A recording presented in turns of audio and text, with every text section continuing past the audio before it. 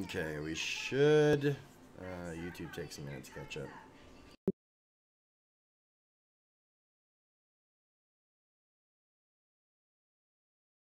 There we go. So, where oh where is Brimstone? I don't know, man. You might have actually fucked him silly this time, man. Yeah, because that's totally what I do during the day. Hey, look, man, I am not judging you. Now that he's off work and, you're off work, come on. It's like a match made in heaven now. Not exactly, Rambo. Not exactly. Yeah, I know, because the wives are in the way, right? So, in hopes that he'll get here and can discuss most of the topics with us, what have you guys been playing? Batman Arkham, Return to Arkham Asylum. I've been, so frustrated with that fucking game that I'm almost done with, the main game. I still have to do, all the challenges and find the rest of the Riddler trophies, but man, playing on hard mode is just not fun for a game that has controls that aren't the best. Yeah, Yeah. What about you, Pete? You been playing anything besides Titanfall 2, and you were playing the other night? Little Overwatch. A couple random Steam games that I haven't tried out yet. Nothing that caught my interest though. So how's your Vega Vega card doing? Battlefield 4. When it works great. I can crank the graphics pretty high and still get 140 constant for just about everything. But the drivers still aren't working with Overwatch too well, and little things like that. So I knew that was going to be the situation. Well, what's that saying you've developed? AMD's like a fine wine. Age is like fine wine, yes, sir. Yeah. So as you go on, I guess it will be one of the better graphics cards available. I'm hoping, yeah. I mean, that's the same thing that happened to my 290X. In the beginning, the drivers weren't the greatest. I don't think it was quite as bad as this, but I do remember some pretty major hangups on a few specific games.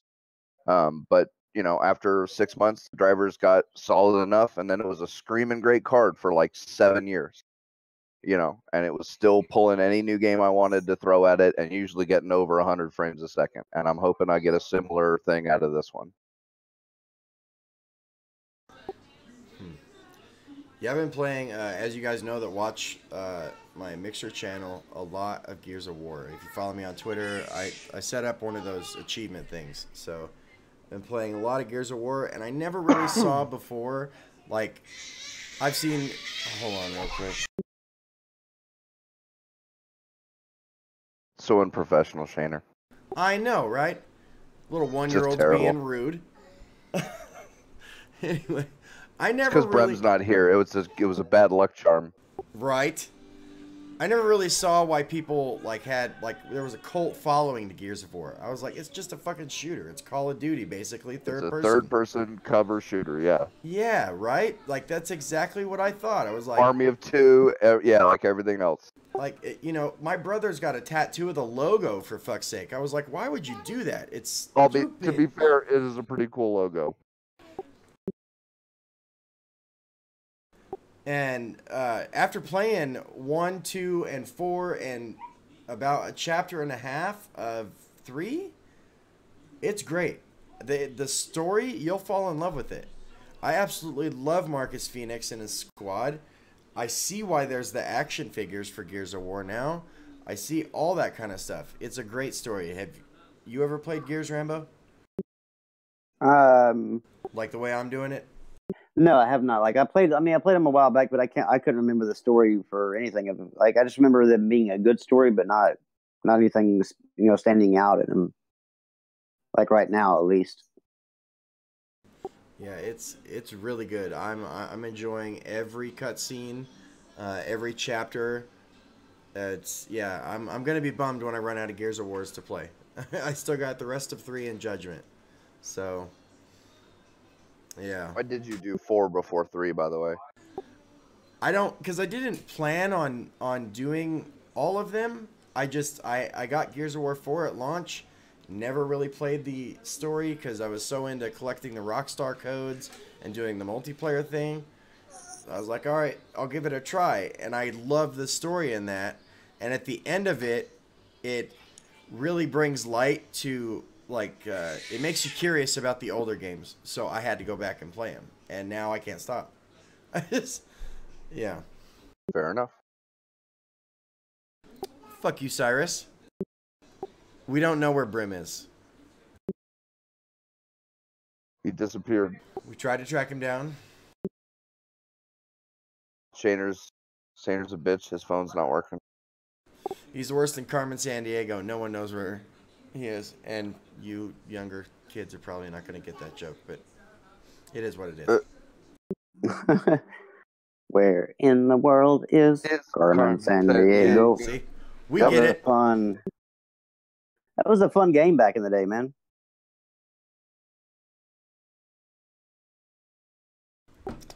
So, Rambo's found some pretty good stuff on Cuphead. Oh, man. I don't know how our crowd actually enjoys game journalism or whatever, but it seems like these game journalists now, like Polygon has written a piece, and now Paper Shotgun has also written a piece. First, we'll deal with Polygon. They talk about the difficulty of Cuphead. It brings up an age-old question. Apparently, it's age-old now. That games need to be more inclusive, meaning that it's not fair for developers to create games that are challenging to a point to where not everybody, even the casuals and the very people that barely ever play games, can't play and enjoy the game as well. Like, it shouldn't be built for the, lifelong gamers or the hardcore gamers or anything like that. It should be built for everybody, from the people that barely ever play games all the way to the people who play games forever. And then, of course, you have Rock, Paper, Shotgun that now has actually taken it a step further, and they not only want the games to be easier, but they also want developers to install a skip boss button, to where if you're having trouble with the boss fight, you can just simply skip it and move on to the next section. Move on to the next section of the game, because, well, that's just unfair that they can't beat that boss. And these are the people that write these reviews and these review scores, and that for some reason, I don't know why, but people listen to these people. And it gives people like, I guess, me and other people that are like, I guess, independent bloggers or whatever, bad names, because we're trying our best to put reviews out there that are actually reviews, and from people actually playing the game and not only just playing it, but sometimes 100%ing it and stuff like that. And it's actually giving us a bad name, because we're out here trying and doing what we got to do, and they're over here making everybody who writes about video games look like they're just pansy little asses that never have picked up a controller in their life. And there's people that will actually defend these fuckers. Like somebody said today, anybody who is talking shit about these game journalists with Cuphead, they need to show me their achievement showing that they beat the game. Well, no, that's not how it works. Like, if you are in a system where you are a professional games journalist, where you get paid to review games, like this is your job, you've gone above and beyond what a normal gamer does. So when you showcase your talents, or you even ask for an easy mode or a skip boss button, you deserve to be called out, whether we played the game or not. Like, no game, I don't know if any gamer that's going to be like, well, man, Dark Souls needs to have like just a walkthrough mode. Well, no, there's no. I mean, gamers just understand Dark Souls games just aren't for them. They're too hard. They're too challenging. So they just stay away from them. They move on to something else, because there's a multitude of games. I'm never actually saying that we need to have a mode where, I guess everybody's included. Have y'all? No. I mean, it just blows my mind that people are, I guess, somehow defending it. Hip Hop Gamer. I don't know. I don't know if y'all are aware of him, but Hip Hop Gamer has to be like one of the biggest fucking frauds out there in the gaming journalist, other than like say Polygon and Kotaku. But he's also a professional games journalist. I don't know how. I don't know how anybody can take that fool seriously, but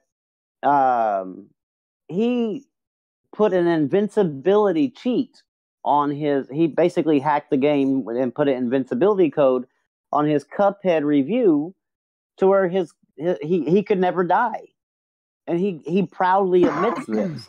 He proudly admits to cheating in Bloodborne, Dark Souls, some other games, Neo. Because he says that him cheating won't affect his reviews. Bullshit. And there's people out there that actually defended this, that said that I could review a game and you would never know if I cheated or not. I was like, well, yeah, if you just basically wrote down your thoughts, I would never know. But if you have a video of you playing it, we would know, because you're not dying. So therefore, yeah, that definitely affects my trust in the fact of what you're going to say about that game. Oh man, I cannot.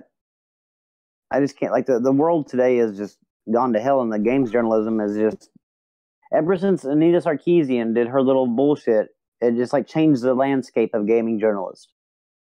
It's kind of depressing, because Hip Hop Gamer is our age.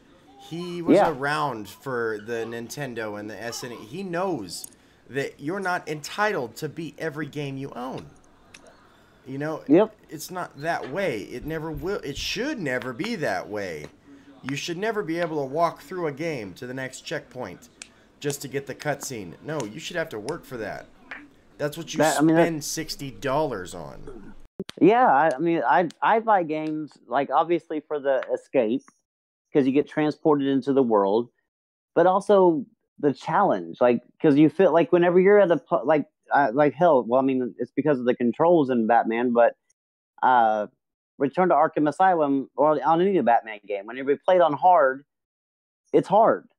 Like, there's parts of it where you're just like, fuck. I mean, like, you're getting overwhelmed with NPCs and shit. Like, you just got to continue. Like, I tried one area, I don't know, probably 30 times, because like every time I came in there, like I was in a small, tiny, closed area, and I had to beat 20 guys at one time.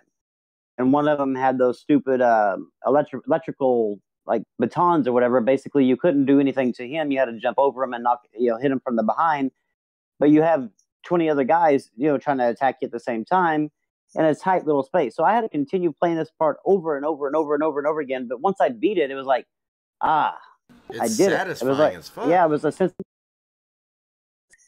For me to walk into that same thing and beat everybody up without, basically just say boo, and everybody lays down and falls down, and just move on to the next thing. Like, where's, you can't even get lost in the whole world, because part of being lost in the world is facing the challenges that you're facing in the game. It takes your challenges away in life and gives you new challenges. I mean, it's I don't know, it just takes away your whole immersion and everything when you have no threat of dying. Yeah, I mean, you're basically using your left analog stick to just run through the game at that point. Yeah, I mean, if you want that, go fucking watch a movie. Yeah. Some other games journalist tried to correlate that with movies and saying, imagine movie buffs telling movie reviewers that they don't deserve to have a fast forward button. They don't. What? Like, they don't? And if they're reviewing a fucking movie, they shouldn't be fast forwarding through shit. You need to listen to every line and pay attention to every detail on that screen. Not watch it at 200 frames per second or whatever. Yeah, like fast forward all the way. Like, well, you spend like a two-hour movie in and I don't know, 7 minutes, you're like, yeah, that was a good movie. What? Please tell me more. I'm thinking, like, now that I'm writing for a website, I'm gonna talk to the owner of the website and say, you know what? With a new push in gaming journalism, I think that since I buy these games, that's good enough for me to write a review. So I think all my reviews, like, I can just put out a review the day that it comes out, like the minute it comes out, like just have it typed up and ready. So as soon as it drops, like at 11 o'clock Eastern, the day, or like 12 o'clock Eastern, the night before, my review can go live that day. Yeah, you just judge it on the fucking box art. Yeah, I mean, because that's all you need to do. Like, you don't need to play the game. I mean, there's no reason to play a fucking game anymore. You know, we should talk to Mike about that. Like, you, me, and Brim should write a piece based on people like Hip Hop Gamer and all this bullshit that's been going on. Oh, I'm planning on. I have 2 pieces planning on, like, is the gaming community toxic? Because I want to write a Polygon and everything did a really good big hit piece on gamers, talking about that we're a toxic community and stuff like that. Basically, developers are scared to talk on Twitter because of the toxicity of gamers, and I want to, like, shed a different light on that. Is that, like, because they're focusing on probably a 0.01% of the gamers of the gaming community that react negatively or childishly towards developers or towards gaming journalists, whatever. But then you have, like, what, the 99.98% or 99% that actually can, I guess, respond to a developer's talks or his tweets or a gaming journalist's article, and actually question them without actually berating them. And I feel like the injustice to, like, the gaming community, because I feel like we're not toxic, and there's no reason why that you, like, a developer should be able to put out there, well, we're making our game that you just spent $60 on pay to win. Well, there's no reason why they should be able to do that and not expect any without sort of people getting salty about it. Yeah, without any expecting any sort of, like, retaliation, not really retaliation, but feedback. It's almost like these Polygon wanted these journalists and developers to be able to basically say and do whatever the hell they want with their game and everything else, and gamers are just supposed to say, okay. And that's not how life works. I mean, you don't get to fuck over somebody and then them turn around and go, okay, well, thank you. Like, yeah, that was great. Good feedback. Like that. So I want to make sure I write something on that. But I mean, been busy with, like, my granddaughter's surgery and stuff. So I'm trying to do that. I have a review copy that he gave me for PS4. I still have to play that game. I'm going to play it tomorrow because I'm just frustrated with. A review copy of what? Oh God, I knew you was going to ask me that. Just some random game, right? Yeah, it's an indie game. It looks like maybe an old Galaga type game where not really Galaga. It's like a shoot 'em up. Yeah, kind of like an asteroids type game where you're like a little tiny spaceship and you got people coming at you front and back. I absolutely love those. Those are great. It was a PS4 copy. That's the reason why he gave it to me. I'm like one of the only, I guess, PS4 gamers on the. You're the odd man out on the Loot Gaming. Yeah, it's really weird. Like, I'm the only one that really has the PS4, which is kind of odd. It is. Let's see. I'm getting through here. The game is called Graceful Explosion Machine. I like the title. You should just review it on the title, Rambo. Oh, I think so. I mean, I don't really have to play it. Yeah, it's a good game. I like the machine that gracefully explodes. And I saw the trailer. That's good, ain't it? Yep. Yeah. That's more than Hip Hop Gamer did. You're golden. I think so. I think so too. I think that I'm good on that. Hip Hop Gamer is such a scrub. You know Gamer Nate. just as well as I do, just about. Oh my god. When I ran wish I didn't. GN Tech TV with that guy, it was a collaborative channel that it completely failed. But anyways, we interviewed Hip Hop Gamer twice. Once all by himself, and Nate was the kind of guy that overtalked everyone. So I got to ask Hip Hop one question at the end, which was retarded. And then the second time we interviewed him, we did it with Michael Pachter. And you would think like, oh, that's awesome. Michael Pachter got to talk to you? Yeah, no, it was because Nate went through phone book after phone book and called random ass people to bug Michael Pachter to try to find him. Are you kidding me? No, I'm not kidding you. That's how we got Michael Pachter on a channel with less than 2,000 subs. Wow. And then after doing all that bullshit, after talking to him and Hip Hop Gamer at the same time, an hour-long interview, it covered, because Michael Pachter's always been critical of Nintendo, so it covered a lot of Nintendo stuff. It would have blown up. That motherfucker never pressed record. Wow. Yeah. So if Hip Hop Gamer can sync to Gamer Nate level, you know, I wouldn't take his word for anything. I don't ever watch the guy because I find him repulsive and ignorant. I mean, I guess he appeals to certain people, but as soon as I heard that he had cheated or whatever, I went and watched his review, and he starts out with like basically dying right after the tutorial. Like you get through the tutorial and then you play this little run and gun section, and he was dying like crazy in the run and gun section, and then all of a sudden apparently he just quit dying because he inputted a hack. And so I went and checked his timeline on Twitter, and sure enough, he's bragging about the fact that he used it. I'm like, I don't understand it. Why the fuck would you brag about that? I don't know. That completely takes away a lot of your credibility. It just, to me, it removes all of it. Sure, you're a gamer to some degree, but you sure as fuck ain't nobody I would rather take an opinion from on a game. Hell no. Bram. What's going on, guys? Halo Storm. Okay. Let him wake up for a little bit, guys. Right. You've got to understand that who you interact with on Twitter, you interact with the toxic side. Of course, you're going to see a bunch of toxic people. It's the biggest complainers that are going to be hanging out on Twitter bitching about whatever, community and gaming that they say is totally toxic. If you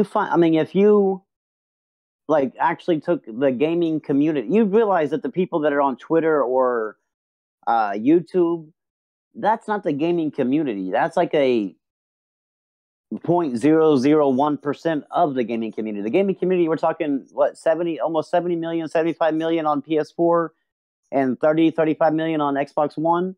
That's 105 million people. And you're definitely not talking to even a majority of 105 million people. It's not even a good representative sample. Yeah. I mean, even if it was evenly, distributed among the different types of gamers, it's still the stupidest small amount of people to consider in comparison to the number of, And then you go to how many PC gamers? Like 600 million or something like that. It's like outrageous. And to think that to be able to judge a community on that small subsection, whenever you're actually. You go out there and especially you go out there and fanboy just as much as the next person. You are definitely going to attract that type of person, the toxic person. And then to turn around and judge it, I was like, you're part of the problem. Yeah, Halo, if you're interacting, I don't interact with you too much on Twitter, and it's not on purpose or anything, but if you're interacting with Crap Gamer and Next Gen and people like that, you're just as bad. Well, not just that, but think about, even if you wanted to count up every salty player and, leaver and competitive or, whatever you want to consider toxic, how many other people in those games and those teams never even say a word, and just play? Like, it would be an overwhelming number, like yeah, to for every overshadow one them. guy in an Overwatch match that's a total asshole, the other 4 usually, or 3 of them, they don't say shit and they just play the game as best that they can. So even if you wanted to take the most liberal definition of toxic and count every one of them up, I guarantee you the number of toxic people is a minority of the total number of gamers. Yeah. And to say that they like, and I take issue with the fact that they say the gaming community is toxic, because you're painting everybody in an unfair light based on a few fucking examples. I mean, that's like basically the same thing as me saying all black people are like live in the hood, or all black people are gang members because I saw a black gang member. No, that would be wrong. Or all white people are Nazis because I saw a Nazi marching, in Charlottesville and he was white.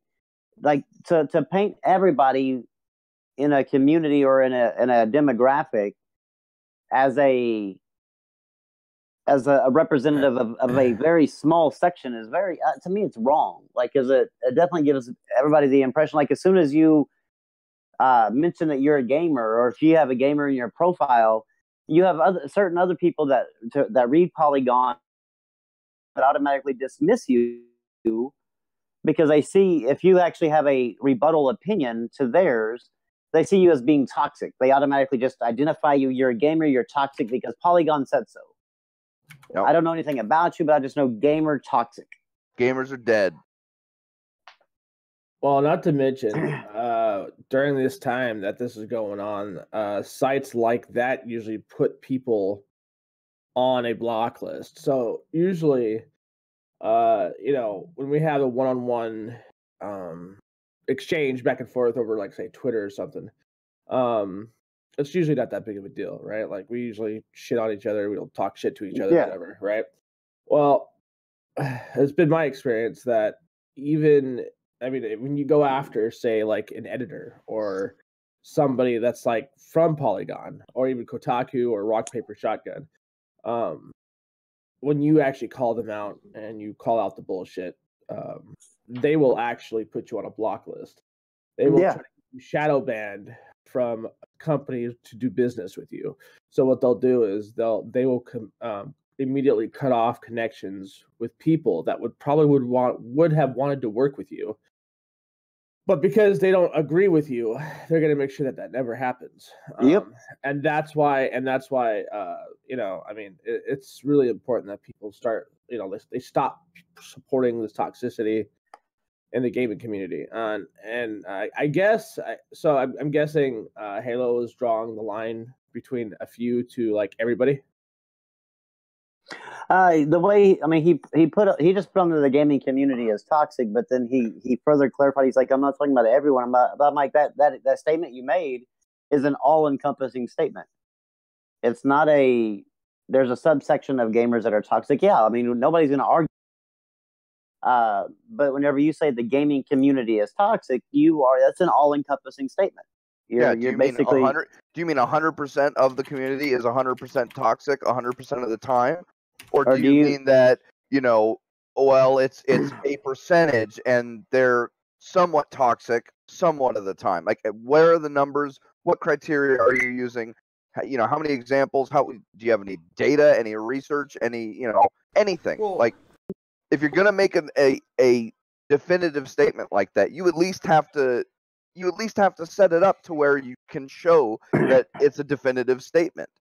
You can't just say, like Rambo said, all blacks are criminals, all whites are neo-Nazis. You can't just say that because, even if all the white people you meet are neo-Nazis, that's still really not something you can say like that, Yeah, exactly, Rambo. Crap Gamer does own a PS4, and he is a fanboy. That dude steals gameplay.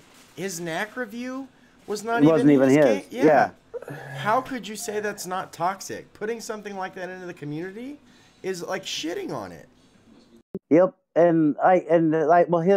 Halo Storm's rebuttal to him being not a fanboy is that, yeah, I'm such a fanboy, I have a PlayStation and a PC. So do I. That doesn't mean that you're not a fanboy. like a fanboy, a crap gamer owns one. There's no denying that he's a fanboy. Like, and if you're trying to tell me that crap gamer is not a fanboy, then you basically become the hip hop gamer of. I've owned built and owned Intel chips in my computers, but I'm still an AMD fanboy. Yeah, I mean, it's just and even if you talk to people that are PS4 fans and only own a PlayStation, cool. I'm not saying that you're just like a 100% toxic fanboy. I'm saying I've seen your tweets. I've seen you go after people and have some sort of mocked up response about how Xbox is better.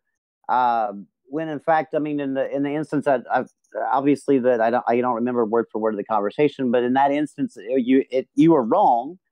But I'm not going to respond to you because I get fucking tired of dealing with like the political side of Twitter and then also the fanboy side of Twitter. There's too many fucking idiots on Twitter in my timeline at this time, and it gets to the point where I kind of get tired of Twitter.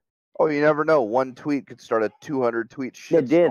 I did one day when I made a comment on a political point, and and you never know what's gonna set it off. It was just like, my God. Yo, like seriously though, you gotta admit, Halo. I mean, even with you, like I mean, you and me have talked before, and we've been good, you know.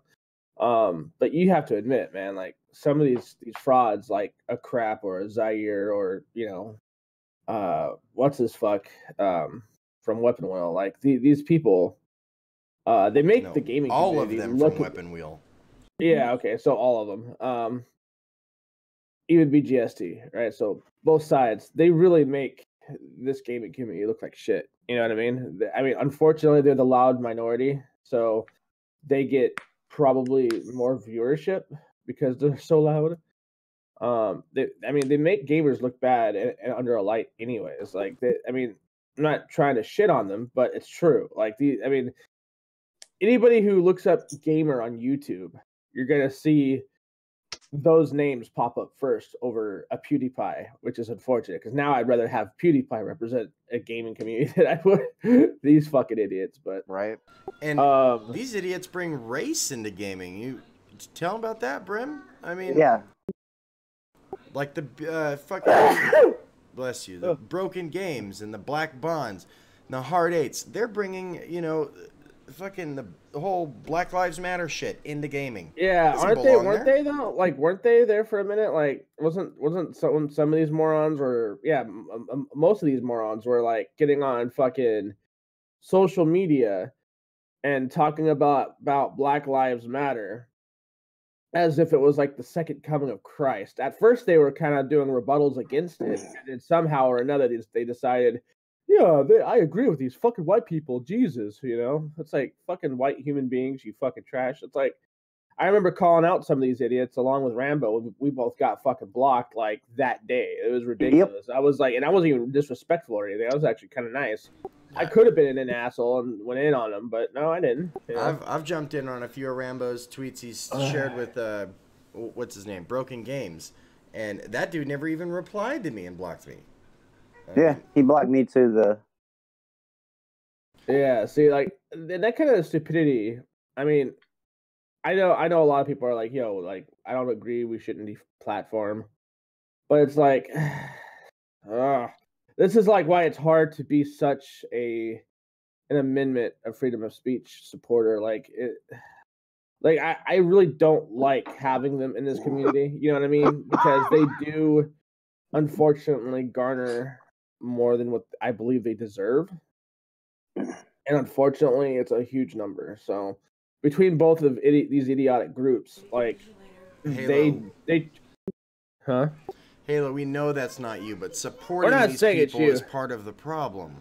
Yeah, supporting these people is part of the issue, unfortunately. And whether you do or you don't, it's up to you. But like people in general, if they support this trash, I mean, like I said, it's this is where like the part of me that supports free speech, I always have fights with myself over this because like if I would ever have a chance or a choice to deplatform somebody, right?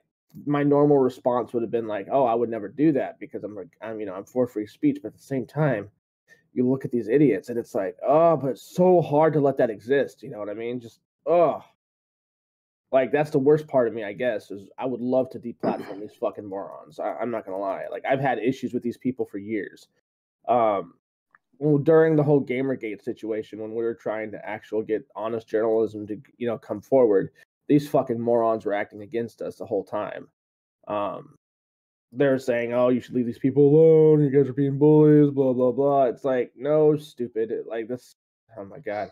Like they're the kind of morons that will like eat up whatever CNN and ABC fucking throws at them. Yep. And then they go off on that too. They're like, "Oh well, so and so reported this, and this must be true." It's like, wow. Like you suck the TV's dick like that, huh? Yeah. So, like I said, this is that's probably one of the things that like I'm at battles with myself on a lot because, like I said, being somebody that's for free speech, doesn't believe in deplatforming people, god damn it, a part of me, like a small part of me, wants to deplatform those fucking it's like idiots. your own personal battle within yourself. I mean, yeah, it's rough. It really is. It's rough because one hand of me is like, no, Andrew, this isn't right. That they have every right to be here just like you. And the other part of me is like, yeah, but they're fucking retarded. Like they're fucking stupid. Why do we have to do this? Why do we have to, acknowledge these fucking retards? But, and then there's even a third battle that's like, you shouldn't label other people. You should try to, accept one another. It's like, fuck. I'm just one walking fucking conundrum after another. See, this is why Pete needs to make a Twitter. We need him in the shitpost battle. What, you guys could all just move to at Gab or something. Well, the crazy shit is the reason, like, I kind of look at it this way, like, because I am somebody who supports free speech, right? But I am not somebody who free speech is ever really allowed to when it comes to social media. So I'm kind of at that point where I'm like, well, treat others the way they treat you, right? Right. That's what I want for my birthday, Pete. You to be on Twitter. Hook a brother up. Everybody have a little for something realistic like a dragon or something. No, it's got to be Twitter. Bruh, we love you, Pete. We do. So what's going on, guys? Sorry I was late. I don't know, man. I was trying to lay down for a nap and I slept through my alarm twice. Like, oh, dude, that breakfast that I made today, like, fucking knocked me out, bro. Like, I had to Facebook message you had the like itis? four people to get them up. Bro, like, Jesus Christ, dude. Like, we had what was it? We had brats, hash browns, scrambled eggs with country gravy, and biscuits, and they were delicious. It was just so good. So, like, after I ate that shit, I literally, like, just passed out, dude. I was gonna get on right afterwards, so that way that wouldn't happen, and yeah, that didn't work out. Shit. Terrible. Well, we talked about gaming journalism and their like Cuphead, their Cuphead crap that they've kind of taken Cuphead, and I guess Cuphead has been like the token game now to where we can talk inclusion in games, like to where you should make a game. They should not make a game where difficulty is an option. Like it should be available for everybody to pick up and play, no matter how good you are. And so we can casualize it then. Yeah, to the point of like to where basically nobody will want the game.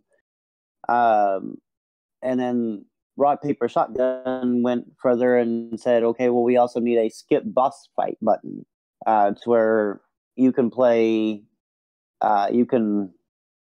If you get stuck in an area, you can just skip it and move on to the next area because there's no point in beating that boss really. Yeah. And it's kind of, and then of course Hip Hop Gamer, actually fully openly admitting that he used a invincibility cheat code in Cuphead during his review. Is there a fucking On Cheat PC, for it? on NPC there's a hack where you can have full invincibility, where you can't die. And he believes that doesn't affect his review, Brim. Yeah, Yep. He was proud of it. Oh my god, this guy is losing all sorts of credibility. Like That's what we said. This dude is like bleeding credibility for some reason. Like he started off as probably one of the more credible people out there to do game reviews because he would actually take the time to play these fucking games. Now he's like, yeah, don't have time to do that. Ain't got time for that. He admitted to even cheating in Bloodborne, Neo, Dark Souls, during his first playthrough. Like I have no problem with people cheating in games, like especially single player games. I have no problem with it. You can do it if you want. Sure, to. playing 10 minutes of Doom with IDDQD on is fun as fuck. But but doing it for your review, is a problem. Like to me, if you're gonna review a game, you gotta know everything about that game. Not just the fact that, hey, you know what? There's a boss here, and there's a boss there, and there's a boss here, and there's a boss there. No, tell me, I want to know the difficulties. Are the controls, you have to, be in different spots? Is it a dodge and, and you wouldn't know that if you had a invincibility cheat because you're not dodging anyway. You're just simply staying in one spot and, saying, screw you, boss, I'm just going to kill you. Yeah. How he doesn't think that doesn't affect is stupid as shit. You got people defending him. Are you serious? Yeah, you have Porter Rock 77. He said that a cheat code does not affect the review. And I'm like, it most certainly does. I said, because first of all, I said a cheat code takes can away affect from the the original base game. So fuck yeah, it does. And I said it can affect your frames per second because you're entering something into a game that was never built into it. It definitely affects the gameplay or the mechanics of the game because you aren't using the mechanics of the game because you're not in fear of losing, dying on that level. Yeah, you specifically bypassed some of the mechanics at least. I was like, so you can't really tell me how the mechanics are in the game because that's a very big portion of a review. I don't want to know about I don't want to look at a review and you only telling me about the graphics. Well, there's a lot more to a game than graphics. So, then you had Tony Polanco, that I guess he writes for a website or whatever, but he put out a tweet saying that everybody making fun of the talking shit about the games journalism with Cuphead, they need to show their achievement showing that they beat the game. And I'm like, that's not how that works because these people are professionals. They get paid to play this game. And so therefore they need to be competent at playing that game if they're professionals. You wouldn't go to a Halo tournament and expect everybody to be using cheat codes in Halo tournaments or to not even be able to muster up even one kill in a Halo tournament because they're professionals. That's what you look for in professionalism. And I'm like that. It's just bullshit. I don't understand how you can defend these journalists that are obviously not gamers.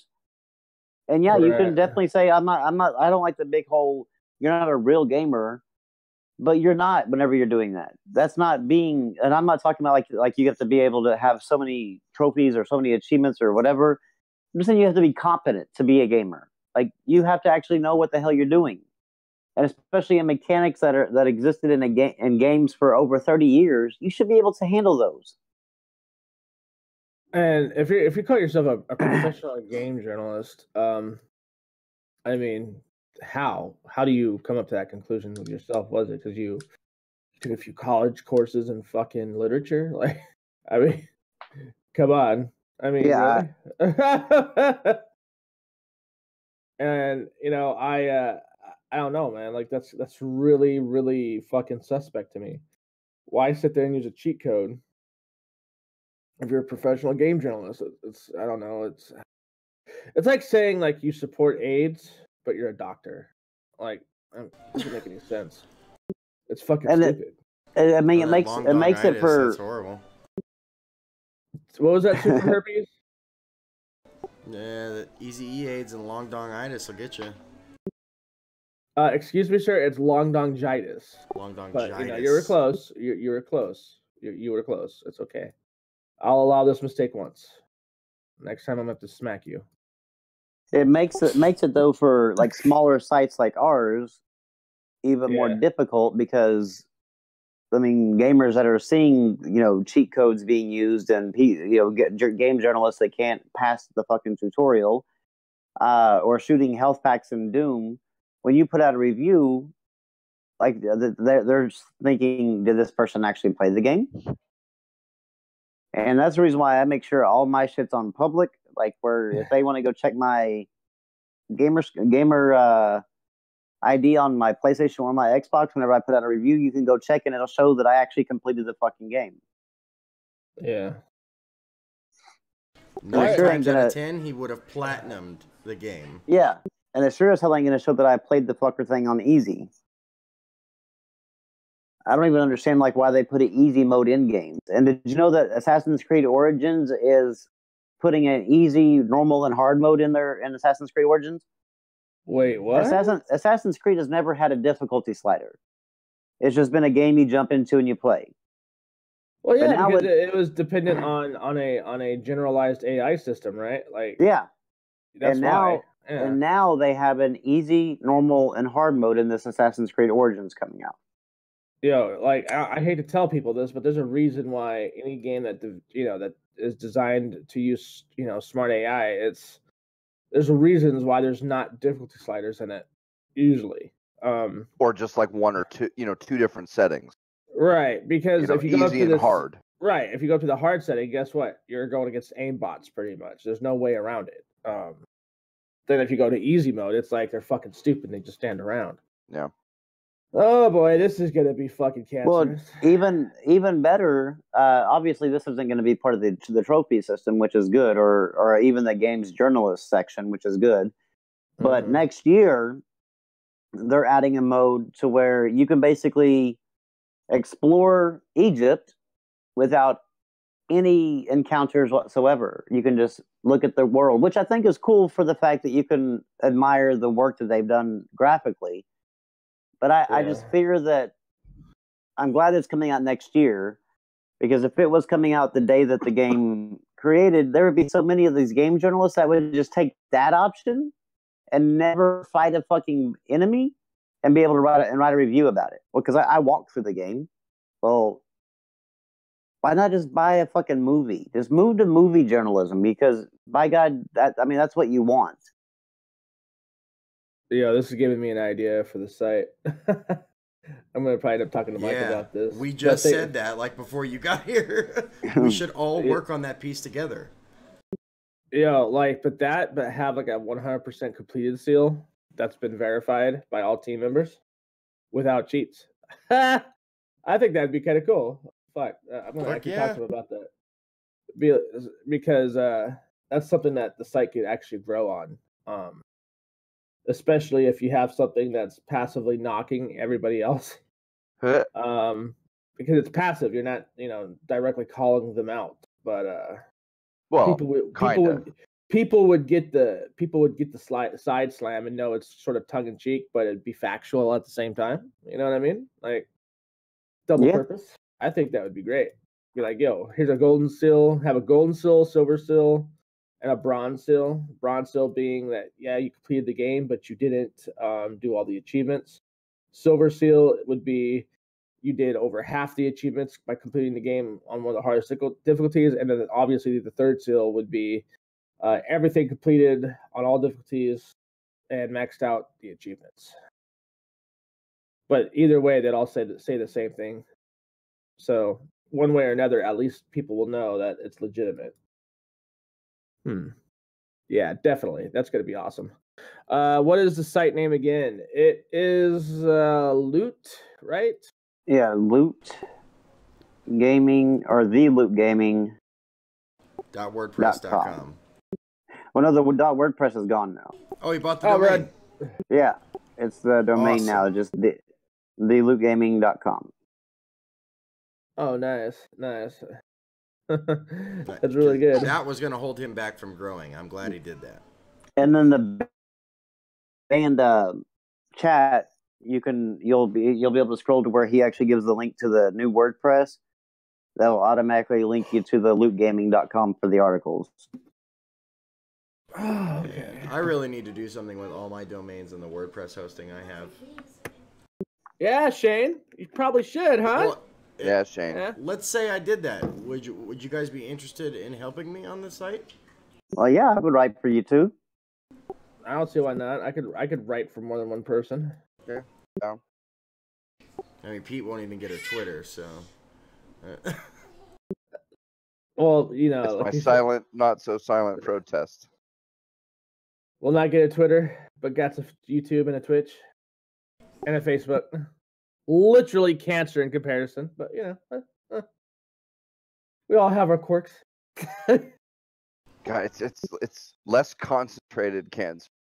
It's cancer I can put up with. There will be a time it'll get so cancerous that I'll just be like, all right, you know what, Facebook, fuck off. That's it. But it hasn't reached quite that point yet. Twitter, nah, I'm good. Yeah, I got it. So, what piece were you guys talking about writing together? No, I just brought it up, like, because we all share the same point of view on this hip hop gamer bullshit. I mean, Oh yeah, I mean, dude, it's so weird. Like, I don't know. Like when you talk to the dude, like you wouldn't think he was like that. You know what I mean? Because he comes off pretty genuine when you talk to him. But then it's like, I don't know. It's fucking stupid. I don't know. Like I hate seeing somebody that's helped jumpstart this kind of interaction with developers as from YouTubers to like getting to where he's at right now. And where he's at right now is not in a good place with this community. I mean, I can tell you right now, this community is probably like long time now. Probably fucking just. I mean, that guy disregards him now. That guy once said when he's been losing credibility, at least to me, for a long time, because he once said that Need for Speed Rivals would look and run better on a console, a PlayStation 4 specifically, than any PC. And as much as I like consoles, and as much as things can be better optimized there, he said any PC. Matter of fact, I believe he used SLI Titans as an example. And I was like, well, you're talking, dude, you're talking about, what the hell was it? It was a PlayStation 3 exclusive. Oh my god, I can't think of it, but yeah, it was one of my better ones that I liked. Fuck, I can't. Okay, so Starhawk, I think is what it was called. Yeah, I think it was Starhawk. It was like a mix of third-person action to RTS style game, right? It was really fucking fun game. This idiot decided he was going to say that Starhawk looked better than StarCraft 2 on ultra settings on the PC. I was like, bro, like, first, they're not even the same game. Secondly, what? Like, are you blind? Like, I mean, don't get me wrong. Everybody's got their preferences in the way games look, right? But like, come on, dude. Like, As charming as Mario is, you know, there are other games even in that era that have greater fidelity graphics. Right. And you can say that while still saying, I like the aesthetic of the Mario game, you know, over a more it's not a hard distinction to make. This is the same guy though that said that the negative reviews on the Order 1886 he equated them to racism against blacks. God.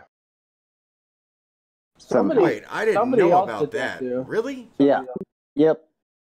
What kind of a butt pirate do you gotta be to make that fucking assumption?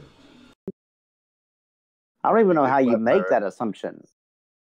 Like, I don't even know how you even get to the point A to point B on that one. It's literally racism, guys. Literally racism. Yeah, he said that he equated it to racism, and I was like, I don't know how. I can look at the reviews and negative, and I don't see anything about race in there, and I don't see anything about.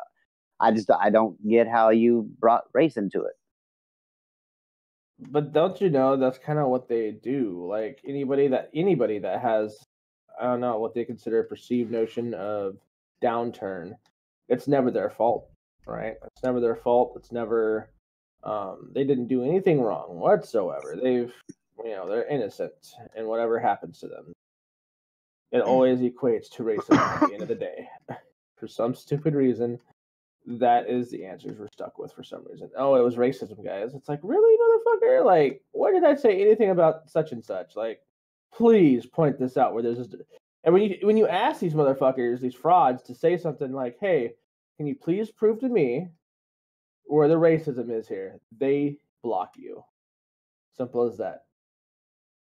All you got to ask is, where's the racism? Kind of like, where's the beef, that meme? Yeah. Where's the racism? And you will be guaranteed blocked. Yeah, people are stupid. So I've made it. Yeah. I finally beat the first level in Cuphead.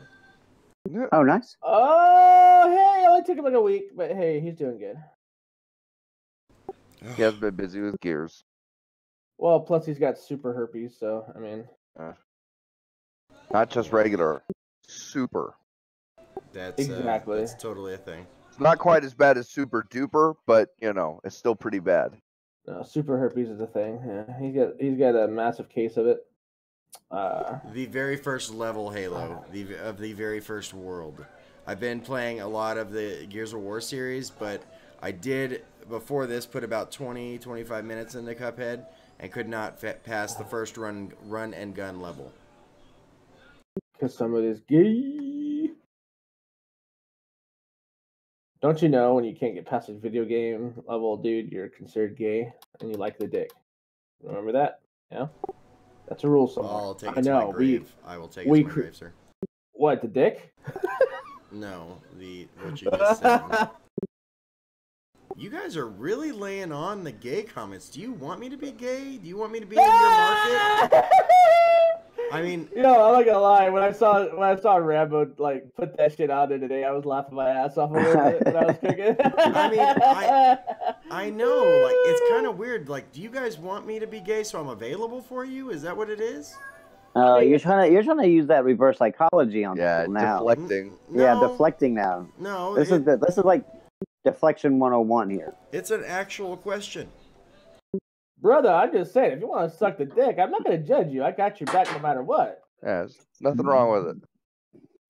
Let's see. Today is National Taco Day, and not only did I have tacos for dinner, but I'm going to have another kind of taco at some point. So, I'm not gay. I'm sorry. You're going to have to find another boyfriend, Rambo. No, but Metro might be available. I don't know. No, he's there with He's there with Brim. You're there with Brim and him. I don't live with Brim. I live in another state. Yeah, but you are over there oh so often. Yeah, but late at night, and he's just sneaking up behind you. Yeah, have you been hugged from behind, Shane, when some dude's got a boner when he just woke up? That's the flashlight in my pocket. I don't know what you're talking about. Mixing Mutt Shaner being gay 2018. Yeah. It's a new life thing for him, He's trying to work through it. One gay moment at a time. He's having trouble coping. Yep. It's all right. Shane, it's okay. By the end of season 2, we might actually have him out of the closet. Right? Dude, we might have him convinced that he loves the dick. I'm just saying. You can't, Jedi mind trick me into being gay. It doesn't work that way. It's not no trick, sir! He's gonna go have sex with his wife and be like, it didn't feel right. Ew! Ew! That's gross, honey. She's gonna be like, how the fuck did we have 4 kids again? That shit's gonna be so funny. Poor Shane. He's like, fuck you guys. Fucking bullies.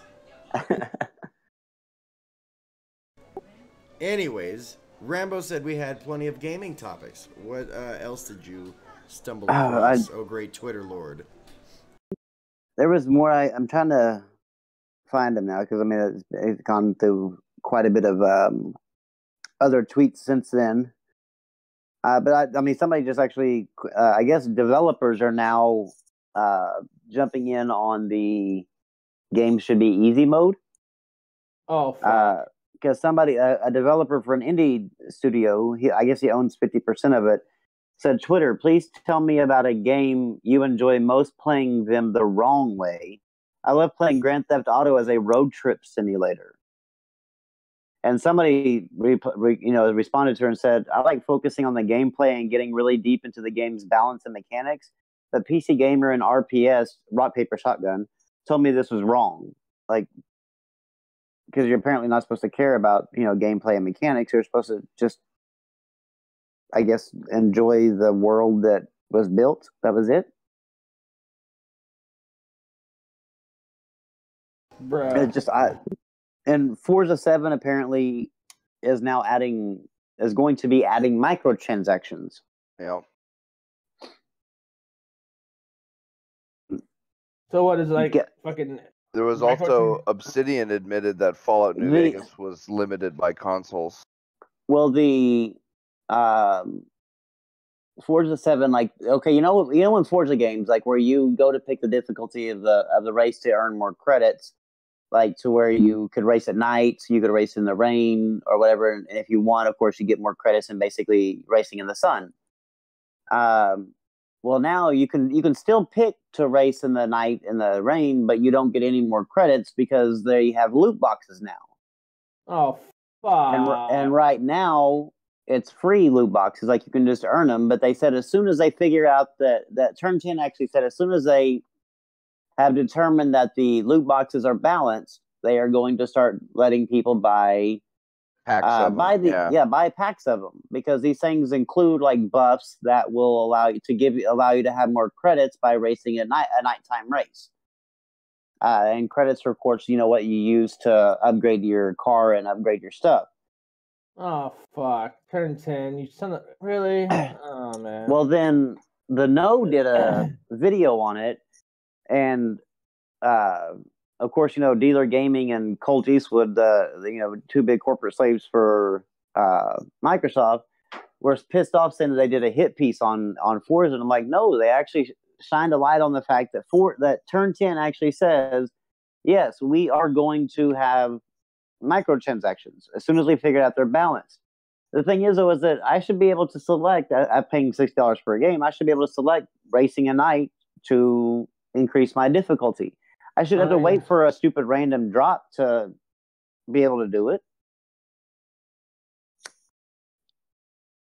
It's just crazy. They better not ruin Forza. I mean, loot boxes are one thing. Make them have decals and paint schemes and rims and shit for the cars. Don't. Yeah. Cosmetic items. There's actually buffs in there that will allow you to earn more credits by racing at night or by racing during the rain or whatever. And you can only get them through these loot boxes. Right now, you get them by basically, how that spin the wheel thing they used to have in Forza is basically that, but because you can win cars in there too.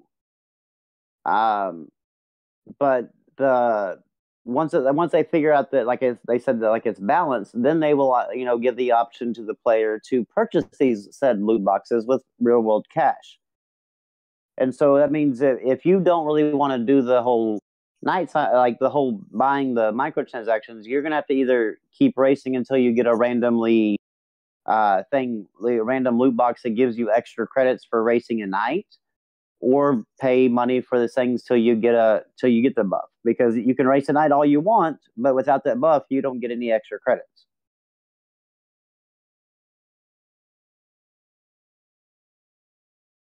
Forza is one of my favorite exclusives. I know it is Brim's too. They better not fuck this up. I mean, bro, I've been looking forward to 7, dude. If they do the loot box system like Valve does, I'm gonna be so pissed because that shit's expensive as it is. You're not buying just a fucking racing game. You're buying the DLC, which is microtransaction. By itself, bro. Here's even a better thing. The people who bought the $100 pack, the Ultimate Edition for Forza. Well, before, anybody who bought that in any other Forzas, You got everything. They got what it was called a VIP thing, to where you get like a VIP buff for the for the game, you know, where you get like 5 packs, I think, with it. Guess what now? The VIP buff only lasts for 25 races. Oh, fuck. They better fucking do these loot boxes like Overwatch. That is the only way I'll accept it. They're not like Overwatch at all. If I gotta buy a key to open these, oh man. Well, you don't like it. Like you can earn them just like you can in Overwatch, by playing the game. That's fine then. The only thing is though is like if you're like a diehard Forza person and you're trying to like earn credit so that way you can unlock another car or whatever. Well, right now, like in say Forza Horizon 3 or even Forza 6, you can switch the mode to basically no simulate or full simulation, nighttime and rain, and really increase the difficulty like crazy, and get like say 5,000 to 10,000 extra credits for that race than what you would normally have just gotten by racing at normal. But you can't do that in Forza 7 unless you've received that buff from one of those loot boxes. Like you can, like right now, like in Forza 7, you can go and select nighttime, full simulation, rain, and I can race the exact same race in completely driver-assisted mode, sunshine, clear day, and I'm going to get the exact same amount of credits as you do by racing in the hardest mode possible, unless you have that buff.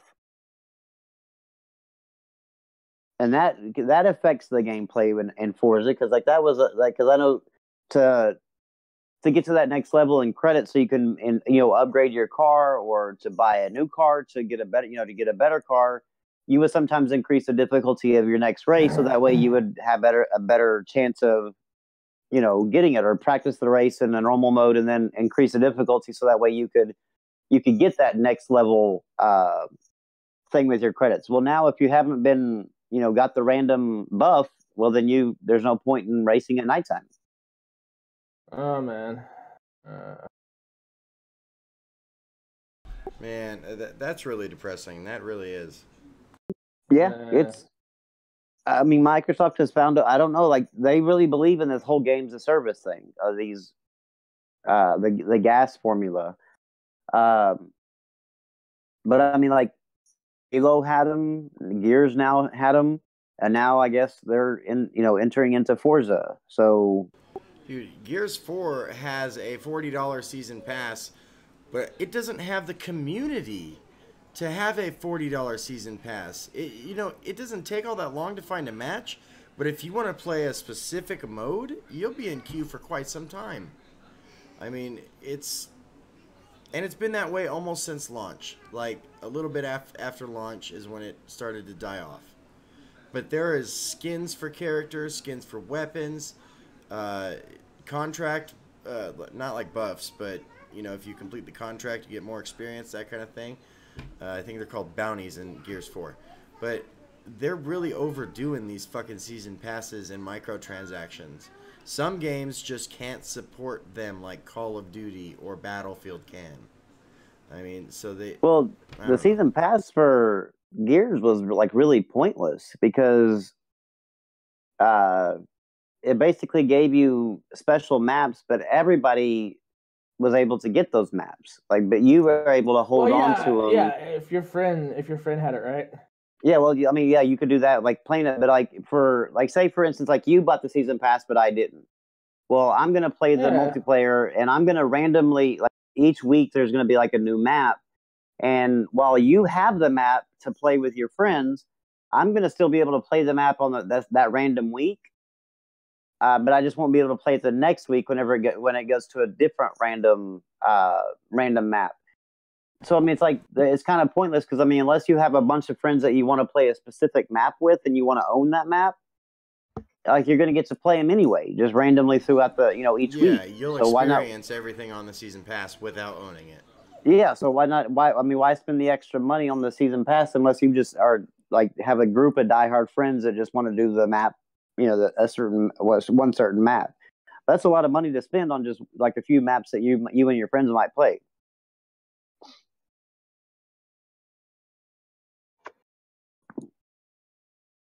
But I don't know. The more and more people that defend like loot boxes, and more people that defend like season passes like that, the more and more they just become readily available.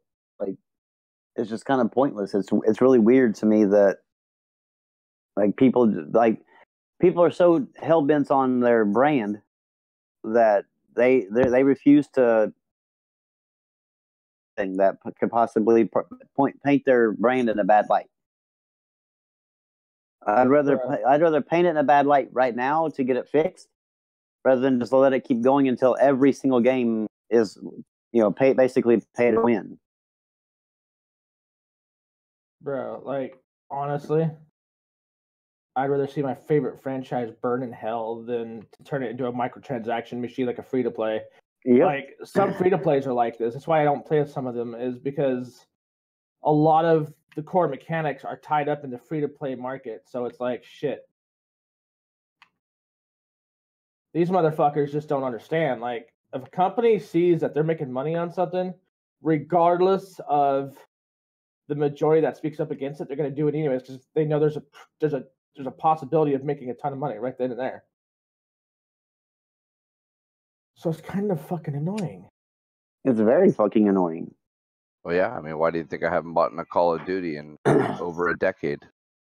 Yeah, but at least those loot boxes, I could earn those playing the game. You know what I mean? Sure, but I mean, they still did shady DLC practices and stuff like that, and it's just I can't support that. I don't know what shady DLC practices, because $15 for a 4-map DLC pack and stupid shit like that. I mean, I don't consider that shady. They were some of the first to really push the limits of how much content you were getting for the price. Because I mean, this was almost 10 years ago, where you were getting 4 or maybe 5 maps for a $15 DLC. Starting at Modern Warfare 2, yeah. Yeah, and I mean that's just that was the beginning of the end. It was kind of nonsense. It was like, okay, if you want to offer a DLC with 4 or 5 maps, sure, but make it $3 or $4 or $5, not 15 or 20. And now it's become, $40-$60 for the season pass, where you get 3, 4 map packs or whatever. It's just become kind of ludicrous. And as soon as they started doing it, I was like, okay, I can't buy this game now, because I don't want this to continue in gaming. I want this to be a blip on the gaming scene, where it's tried out and it kind of dies off. And well, that hasn't happened, but right. Maybe someday it will. I mean, people are starting to get sick of this stuff. I mean, it's much less popular than it was when it first started. When it first started, people just really didn't care. But I don't know. Yeah, I mean, I don't know. Like I've always sort of supported their deal. Like I remember that when their DLC first started, that's what I miss. Is like those prices were pretty good. They're like $8, and you got everything that you wanted. Like it was pretty good. One DLC pack, $8, and you usually got like 4 maps, sometimes 3 maps. So I remember the days, man. I remember the days. Good old days. See, I don't think the $15 for the 4 maps is like really bad. I don't. Well, it's like 3 maps and then a zombie mode, which is stupid. I don't. Or not even that. No, it's 4 maps and a new zombie map. Yeah. Oh, is it 4 maps? Okay. And it's 4 packs, Pete. It's not just 3. They released the 4th one though, pretty much when the next Call of Duty's coming out. I know, right? The same thing. Battlefield started doing the same thing, where like Battlefield 4, I believe, still had DLC planned that people had paid for. When I think there was 2 expansions still not out when Hardline dropped. And that's even the other thing, because like when it started with Call of Duty, it $15 was a lot more money, right? And even like 5 or 7 years later, whenever Battlefield 3 or 4 came out, like their DLC is a $20, thing, or the season pass. But with that $20 pack, you get 5 new maps, 3 new guns for each class, a couple new gadgets or, a new vehicle to try. There was other stuff besides just 3 or 4 or 5 maps for 15 or $20, So it was a real dick punch when it was like, oh yeah, here's your DLC. It's literally 4 maps and a zombie map for 15, $20. Yeah. But like I said, I just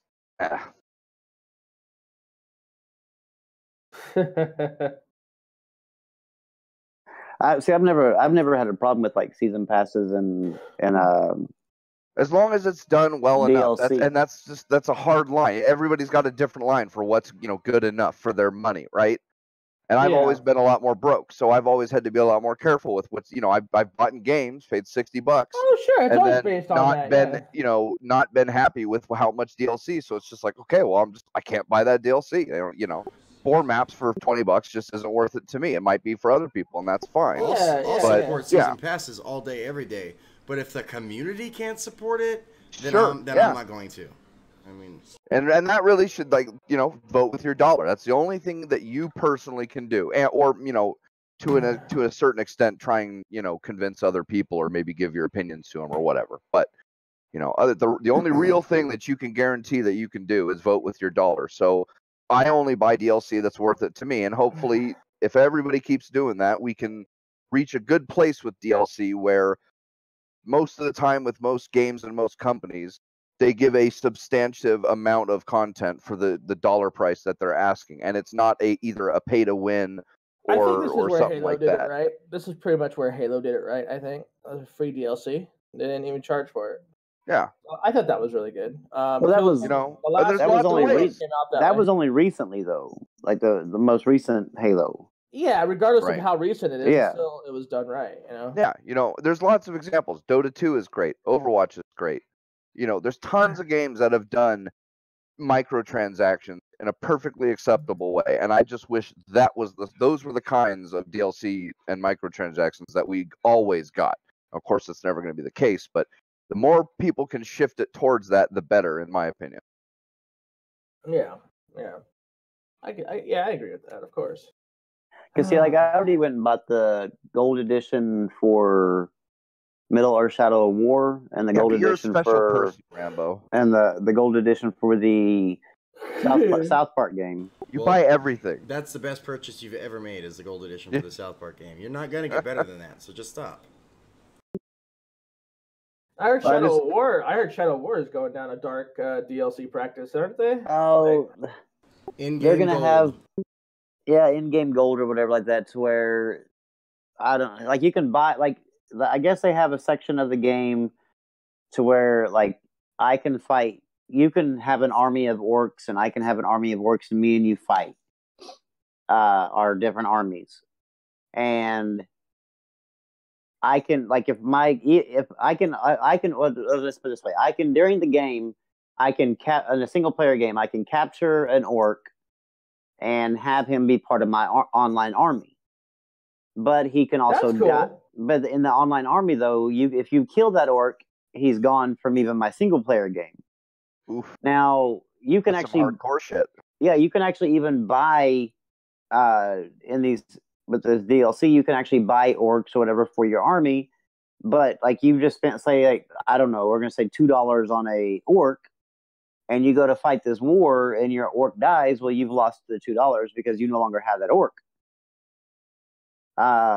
That was one thing that they're having a big issue with. I know there's more, but there's another one where apparently one of the developers died, and they were basically going to have an orc lookalike to him as a homage, and they were going to charge, I think, $4, $5 for the orc, and in the states where they allowed it, in the areas where they allowed it, they were going to basically donate the proceeds to the family. Oh, what's wrong with that? If it's people threw a fit, because what about the states that didn't allow it? You were just going to profit up with somebody's death? How you're an evil corporation? I'm like, well, obviously they can't do shit about it. They can't change the fucking state laws. Not sell it in that state just because they can't donate the money. That's kind of ludicrous. Yeah. So now it's forced WB to basically now give that DLC to everybody for free. And so now what little bit of money that I guess that this family was going to get from the sale of it, they're not getting no more. So congratulations, like you took. I mean, granted, yeah, WB was going to make some money off of this, but yet you still took some money away from the damn family the family that died. It astounds me, like the shit the gamers and stuff will bitch about. Like I would have bought the damn DLC just for the fact that proceeds will go to the family. That's fucked. It is total shit. These guys finally spoke out against something, and it just turns out it was against something that could have helped the family out. That's fucked up. Like, yeah, just because WB could have made money in a certain number of states, because there was in those states it was against them for taking proceeds and putting them towards a donation. How is there a law against that? Like, what? I don't know. It's designed to stop from stopping them having to pay taxes on it, I guess. Well, not only that, but so you can't donate to political organizations from. Yeah, it's really weird. I don't know if it's supposed to be like anti-cronyism laws or if it's supposed to be like anti-lobbying or whatever the goal of it is. But I think a lot of them are to keep companies from donating to political organizations without telling where the money came from or blah blah blah. What is wrong with people? But because of those states, people threw a fit that WB was greedy bastards because they weren't just going to take the sales of those anyway and donate it to the family because there was no word on. I'm like, yeah, you just break the law. Don't worry about it. Don't worry about who gives a shit about your company. Break the law just so that way we think that $5 is okay to pay. It floors me.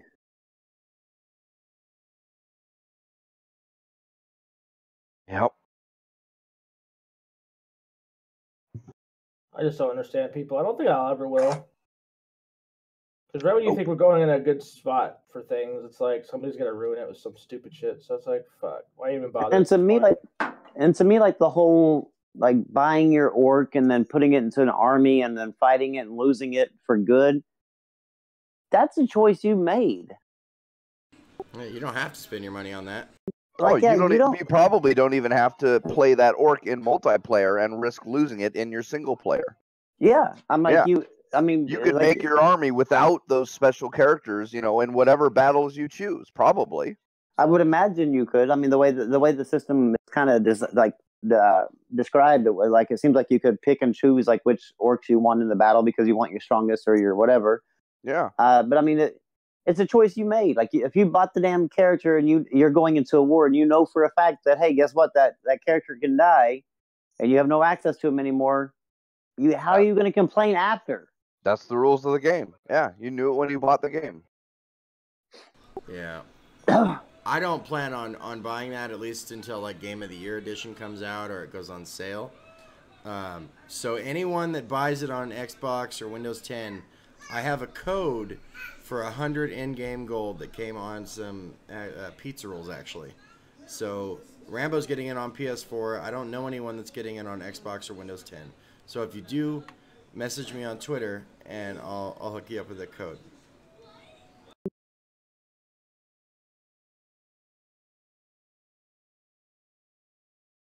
I like the Shadows of Mordor game. I thought that was a really good game. It's a really fun game. This one seems to be built as like it doesn't seem like you're from the way it looked at least is that like okay, in like in Shadow of Mordor, like when you had like basically the first area. Once you cleared that area, then you moved on to it moved you to a different world, and then you get to travel back and forth like by going to a certain area. Yeah. Well, this one seems like bigger worlds, but like you're like basically an overmap and say like I can select this world or this world or this world or this world, but each world that you go into or each realm or whatever is bigger than like say like the first area of Shadow of Mordor, and you spend time. You spend time there overtaking orcs and the orc armies and stuff like that, and then you can move to the next. You can move around more freely, and it seems like they've even revamped that. I forgot what type of combat system was it that they had that was everybody raved about. Where you die to a boss and that boss becomes even harder. Well, they've actually revamped that to make it to where if you die, it's even more punishing, even than what the Shadow of Mordor was. And so they've really revamped this thing, and it seems like they've done a really good job with it. I mean, sure, they have some microtransactions that aren't like the best, but you don't have to buy them. Like you can literally go against people and never spend a single dime any more than what the game was. Now, granted, like yeah, sure, somebody can go out and buy 14 orcs that are the strongest fucking orc ever. I don't know, but it's still you're choosing to go into battle with that person. Like, I don't get it. Like to me, and they're risking those orcs the same as anybody else too. Yeah. So if you stomp them with all the with orcs that you never paid a cent for, he just lost out on however many dollars. Yeah. Yeah. So I mean, to me, and what's the big deal, anyways? I mean, doesn't this game have an unlimited orc spawning system, right? Like, yeah, but so I mean, you can go back in the game and continue capturing orcs, and it's not like you kill off all the orcs in the World 1, and then all of a sudden you go back into World 1 and the world is just completely devoid of orcs. Like you go back there and there's still a system and they're still there. So just grind. I remember when you used to kill the generals in the first game, and a new one would come up, or and it was endless. Like you could literally sink thousands of hours, unlimited amount of time in that game, and you'd never beat it based on just killing orcs. Yeah, and so I mean, like you could going into this, like if you're before you go into your player battle, and if you don't want to spend any money, spend some extra time farming for the level 20 bosses, and capture them for your army. Whatever. I mean, it just seems like that. Yeah, okay, sure. You might fight somebody that just doesn't want to take the time to farm and they want to spend the money. But if you're the type of gamer that's like, I'm not spending the money and I'm going to take the time to farm, then it shouldn't matter when you go to fight the person that just spent the money. Because first of all, you're going to have a better understanding of the core mechanics of the game than that person that just ran out and spent a bunch of money on the microtransactions. Because you've actually fully developed yourself into the game in order to farm and get better and better and better. While this person just went out and said, "Fuck it, I'm buying it. And we're jumping into multiplayer." So I don't know. I just like people that bitch about like that. It's just like you're bitching about you're barking up the wrong tree. You're bitching about a pointless system because it's completely entirely based on choice. If you're gonna bitch about microtransactions, bitch about ones that actually affect everybody's game. Like you have no choice but to partake in them, like the ones in NBA 2K18, like the ones in for fuck's sake, what's the other game that has them to where like you are basically forced into it? I forget, but I mean, I know NBA 2K18, you're basically forced into it unless you just simply want to take until NBA 2K25 comes out to be able to beat, to be able to get a haircut. So one of the biggest reasons, right, that these DLC practices are taking place, like the ones that we're seeing now, the loot boxes in Payday, for instance, or the loot boxes in this game that's coming out.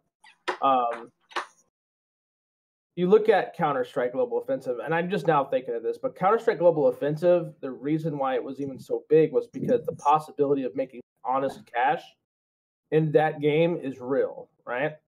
So people had people like myself looked at it, well, fuck, each key is like what, a quarter, 75 cents to $1? Fuck yeah, with the possibility of making a return of $600 on a trade site, yeah, let's do it, That's why and I think that's why what these developers are missing is that key opponent is like, there's a chance to make money. First off, there's a market for this kind of thing. There's a huge market. So like the payday guys didn't look at it this way either. Or even Rocket League people that aren't looking at it this way. There's a return. There's a chance for a high return because the community determined what the MSRP of these items are going to be on a free trade market. So when people are supporting this not because of the game itself, but for the idea that they themselves could make money. Well, isn't that like basically? So you're saying like that if they say you could buy these microtransactions and say Middle Earth and you got a big powerful orc that you could put that big powerful orc on a website and sell him, that these people would all of a sudden be okay with the way. Absolutely, if they could, because they would be looking at this as a money transaction. Because I mean, that's what I got with a Dota 2 dagger. I got a Dota 2, one of these really rare Dota 2 daggers on a giveaway on Twitter. Dude, I sold that shit for $60. You know what? Oh, it's Blink Dagger. That's right. It was the Blink Dagger. So like, I sold that bitch for $60 on Steam, which I believe is the cap that you can sell shit at, unless you go to a third-party site and they can, PayPal you the money or whatever. Like, I'm telling you, look, Rambo, if people were able to make money or get something in return on this, with this sort of DLC practice, like these companies would be flourishing. I mean, CS:GO is still flourishing, and right now it's at an all-time low when it comes to their community online members. Like they've. So see, to me that to me is people complaining, people that are willing to say like that are okay with like say CS:GO's style because it involves a give back to me or a chance, and then complaining about like Middle Earth Shadow of, to me, is almost like the gaming journalist saying that there should be an easy mode for everybody to be able to play, because it's like, it's no fair that person has a Batman car in Rocket League and I don't have it because he paid for it. Well, then I should be able to, like, it's almost kind of like the me. It's definitely self-serving. Yeah. This whole pro-consumer movement is like the most irritating because it's almost as fucking childish as the I'm going to say pro gaming journalist movement. It's almost as childish as that is, because it's like, you feel like that for $60, you deserve the world, everything that game has to offer for $60. And I'm sorry, but like it's mainly the younger crowd that is really in, like the younger gaming journalists, that whole easy button and the whole younger gamer, this whole pro-consumer movement. But as an old gamer, I was spending $80 on a fucking game back in 1980 something. That's a hell of a lot more money back in 1980 than what $60 is today, bro. Or even $80 is today. Right. But here's the thing, though. Like CS:GO, like even with its lower numbers being registered today, like, and it's still making millions hands over fist just based on their market that they have. I'm not saying that like these developers shouldn't do something like that. I mean, but the people that are complaining about it and saying basically that these companies are being greedy, that's no more different than them being greedy themselves by saying you're not catering to where I can make money off of this, so therefore I don't like you. I've always been of the sound mind that if you're going to copy something, copy all of it. Don't copy parts of that benefit you only. You know what I mean? Like I know, and I see what you're saying. Like the $60 value and stuff it has people believing they should be owed the world. I get that. I really do, because at some point you have to draw the line between pro-consumer and pro-corporation. Like you have to find that balance. And like what Pete was saying earlier, it's pretty much what your limit is as a person, and whether or not you choose whether it's going to be worth it or not. And I get it. I do. I understand. And it sucks that like just not enough people that are willing to have this conversation with us. Because you try to have this conversation with anybody else, and it's like, yeah, you're a fucking corporate slave, you're a piece of shit, blah blah blah. Yeah, if I put up a thing where, and it's happened before, but it hasn't happened here recently. But if I put up a thing where showing where my pre-orders, Well, it's inevitable that I'll get I would get a rags response, but then or somebody that maybe even follows rags, like, why are you pre-ordering a game? You're part of the problem. You're pre-ordering a game that it's not going to sell out. Why? There's no point in pre-ordering it. Why don't you wait till it comes out? Well, what's the difference in me buying it day one and me buying it now? Like, the developer is going to have my money before I find out if there's any bugs or quirks in it.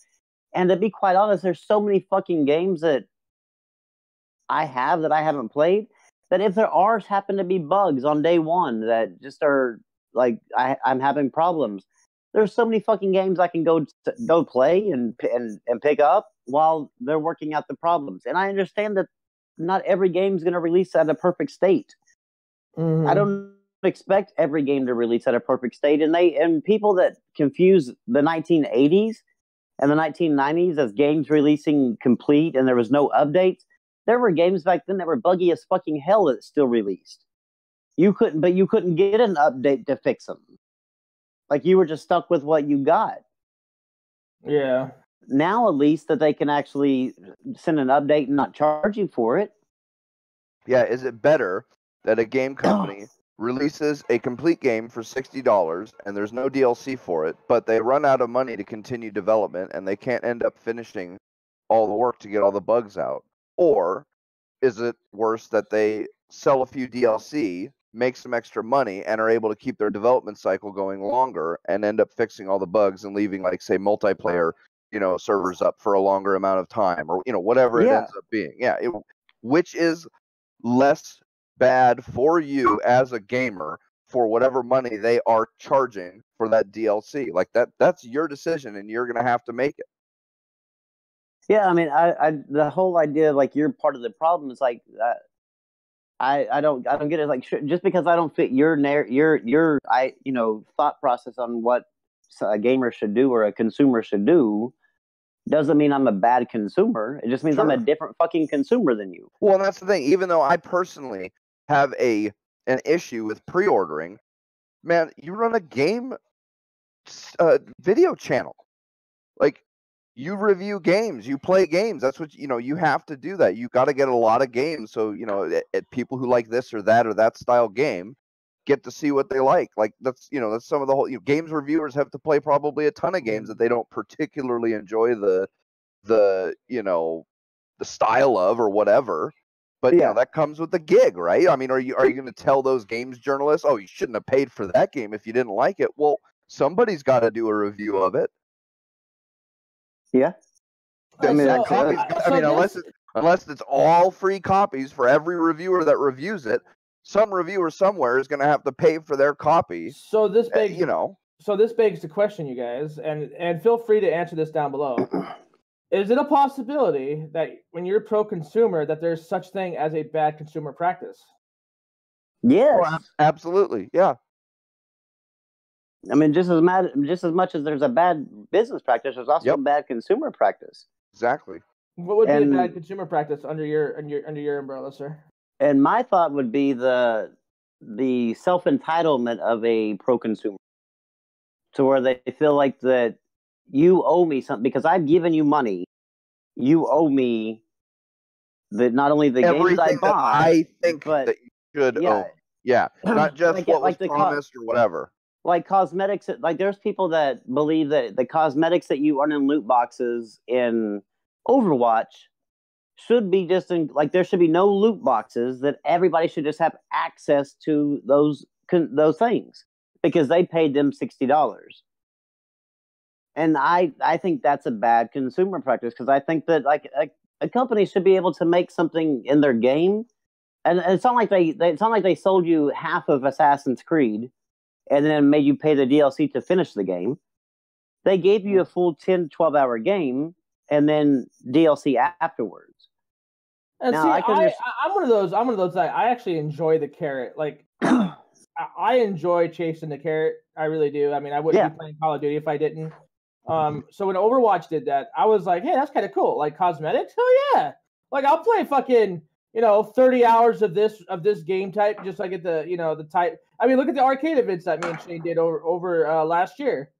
during its launch year. Like, we fucking did every fucking arcade event we could. We farmed that shit. 3v3s the whole time. With me, him, and Metrox. Like, all because we wanted skins before the holiday season came up. Like, I love that. Personally, I love that shit. As long as it's not pay to win and it's just cosmetic shit, I'm fine with that.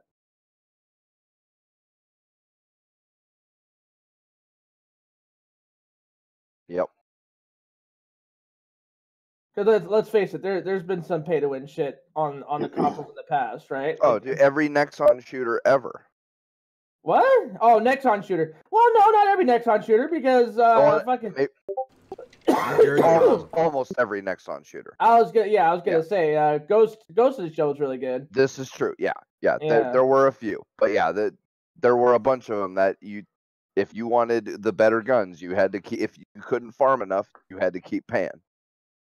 Right. And there were some pretty big amounts attached to those weapons and shit. Yeah, I mean, it happens. But usually those games don't do as well. So, Right now, Black Squad's really good. If you guys I love that game. That's a great game. That and what's that other Dirty Bomb? I know Shane played the hell out of Dirty Bomb. Shit, fucking Shane got all the achievements. Yeah, I 100% of Dirty Bomb. I don't know if they've added some since I have, but yeah, when I did it, I 100% of the Shane shit. fucking played that game like a crackhead. How many hours do you have in that game, dude? I'd have to look, but I think it's almost 100.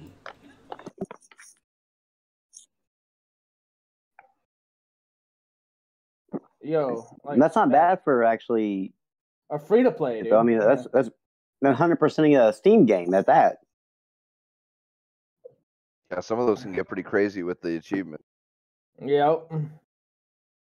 I just did not stop. I mean, everyone, like, Brim invited me to play Call of Duty. I don't know how many times. Like, no, I'm playing Dirty Bomb. I mean, Right? It's definitely a great game. Hell yeah. let me look right now. Great shit, man. Great shit. Oh, no, 143 hours. Okay.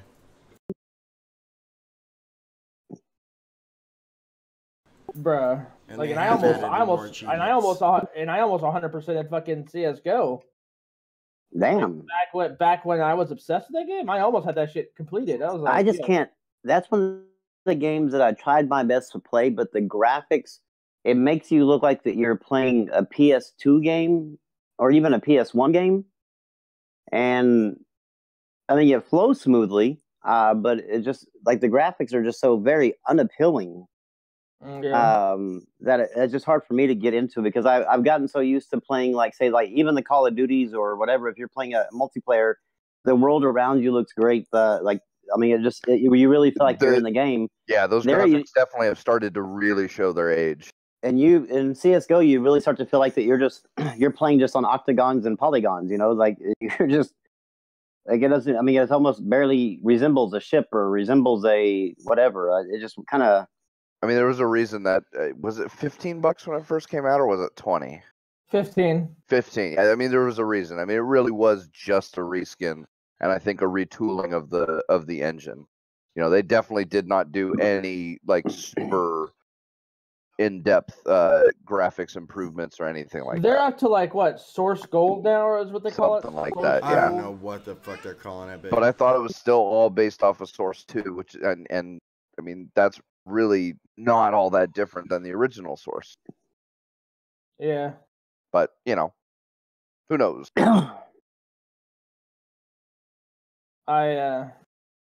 I think that's why I like going back to the older games sometimes. Like, I like to go back. I'll play fucking 1.6 from time to time just to kill time, dude. Like, makes me realize that, some of this shit just didn't need to be changed at all, man. They were good just the way they are. Because Global Offensive, I fucking mained that game for like almost a year and a half straight. I know life that shit. I'm not gonna lie. I went into Dirty Bomb mode like Shane did. Like, Jesus Christ. Dude, I've done that whole like Dirty Bomb mode, as he says, with a few games like H1Z1, PUBG when it first came out. I'm still trying to figure out how the fuck you managed to get into H1Z1 like you did, because I tried to play that game and I was like, yo, like this is cancerous. What the fuck? Yeah, I was not all that impressed with that game either. I mean, it was better than DayZ, but still not great. Yeah, my son was playing H1Z1 when I went to go pick him up at his dad's house, and I was just like, "How are you?" It didn't look appealing at all. Every one of those games had the same problem. The lag. Well, yeah, there was always some clunkiness in the engine and aiming and all that kind of stuff for opening doors, and especially like inventory. Like DayZ was the worst with inventory, but even H1Z1 wasn't all that great, and there was always like some server issues, and stuff like that. And nobody's been able to make like a really good persistent survival multiplayer game. Yeah. And yeah, I felt real bad too, because a buddy of mine, my roommate at the time, he purchased it for me because I wasn't going to pay for it, and I never ended up playing with him because it's just our schedules just never connected, and I never tried it after that because I played it a little on his computer and I watched him play it a few times, but man, it just couldn't capture my interest. Well, like I liked H1Z1 back before it was a battle royale game. Like I loved it. Like it was a survival battle royale. So like you built shit, and it was nice. Like I liked it then, and it was funner, I think.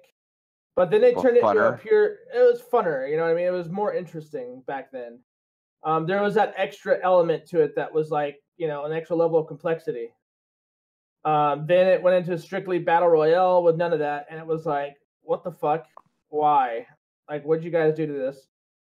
I mean, yeah, I don't know. That's where I really, really gravitated towards fucking that Fortnite game. That shit is badass for a free to play, and it's already competing with PUBG, one of the largest grossing fucking battle royale games on the market, and it's already number 2. Yeah. Like, fuck, that is quick. That is quick as shit, man. Like, I mean, it's just more testament that it's not always the first game on the market for a specific niche, but the best one, Yeah. And one thing with, I guess Fortnite, like, I don't know, like Fortnite just seems like it appeals more to like the kind of art style that I like too. Like, I really enjoy the World of Warcraft toonish graphics like Torchlight. Like, I love graphical games like that. I think those are just awesome. It gives a little bit more character, I guess. And character that lasts. Yeah, exactly. Yeah. Yep. Mm-hmm. Yeah, all those style games, World of Warcraft or WildStar, even Overwatch. Oh, WildStar is definitely one of them. Yeah, like way more than a Call of Duty or anything like that. Millions of people still play WoW, and I mean, Jesus Christ, those graphics are nothing special, but they look good. Yeah. Like Zelda, the new Zelda, simple as fuck, but it looks really good. You think so? I mean, like a Call of Duty? No, of course not. But see, I thought the new Zelda looked like it was like a Nintendo 64 version. Kinda, but it's got that charm to it though. I mean, they definitely could have probably done better. You're right. It does. It's a little Mario 64-esque, but who's to say that it really would have been better if they had tried? It might have ended up failing. You never know with that kind of thing. See, I'm kind of like Brim. I like games like with the cartoon-esque type thing, but with Nintendo, it just seems like that like every game that comes out is that. And so it's like you're just getting so overloaded with it. I just got tired of it. They're so scared of losing the nostalgia gamers that there's a point, there's a distance away from the real cartoony original versions of the Nintendo games that they don't want to cross because they think it'll be too realistic or too different or whatever it ends up being. And all the people who love the real old Links or Zeldas or Marios or whatever won't buy them or something like who knows. They're always scared of trying new things. It's just so weird because like I've gotten away from Nintendo because of that reason. I got tired of the same. I mean, basically, it felt like the same. I mean, obviously, they're different worlds and whatever, but it felt like just the same type of game over and over again because, like, every IP that came out was that cartoon-esque graphics. It was just like the whole, just like their niche, and I was like, that's all they ever did. And so I just moved away from it because it's like basically every shooter coming out being Call of Duty, and you would eventually get tired of Call of Duty. Yeah, no matter how pretty they made the graphics, or whatever, it'd still be a Call of Duty. You'd still be sick of it. Yep.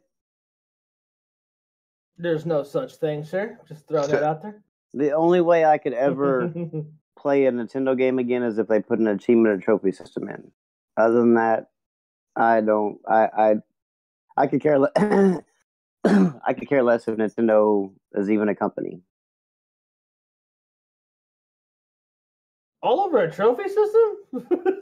All over their game selection. It's that's more like it. I was like, yo, bro. Well, like, no, I mean that's the trophies are like what defines you as a gamer. Damn. No, the trophy system is the only thing that would get me to play their games because it would give me some like a purpose to play it. Reason, yeah.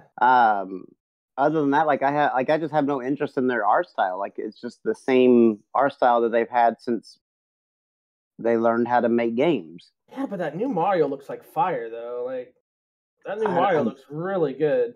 And when it comes to Mario, I haven't played Mario in like decades, bro. Like I haven't touched a Mario game since like Super Mario World and N64 back in those days. Like it's been a while. So when it comes to Mario, it's just like I've heard that name so many times in my 41 years of living. I'll be right back, guys. That all right. I've grown tired of anything Mario because it was cool, Super Mario World, the Super Mario Brothers and Super Mario Brothers 2, and it was like, all right, cool, we're having a sequel to it. Then it became Mario Paint, Mario this, Mario that, Mario this, and Mario that, Mario this. Like it's like they found something that somebody liked, and they're like, let's exploit it to the fullest, tenth of everything, and it got out of hand. It's like now it's like Mario. I mean, I'm surprised they didn't come out with Mario. What's the Squid Game? Splatoon, like Mario Platoon or whatever, Mario Toon, and then basically just be Mario's running around squirting paint. It's just like they've overdone Mario way too much. Yeah, I don't know though, but fair enough. But they're actually putting some epic ass shit into it this time. Finally, like this is the Mario that they should have gotten. God, what is with me in language today? They should have had this Mario, I believe, already, considering the time of its coming out. You know what I mean? Like this should have been a thing already. Yeah. I mean, it looks cool, but I mean, I won't give it a chance. I won't. But Rambo, what if it comes with game achievement stamps? That's the only way you'd get me to play it.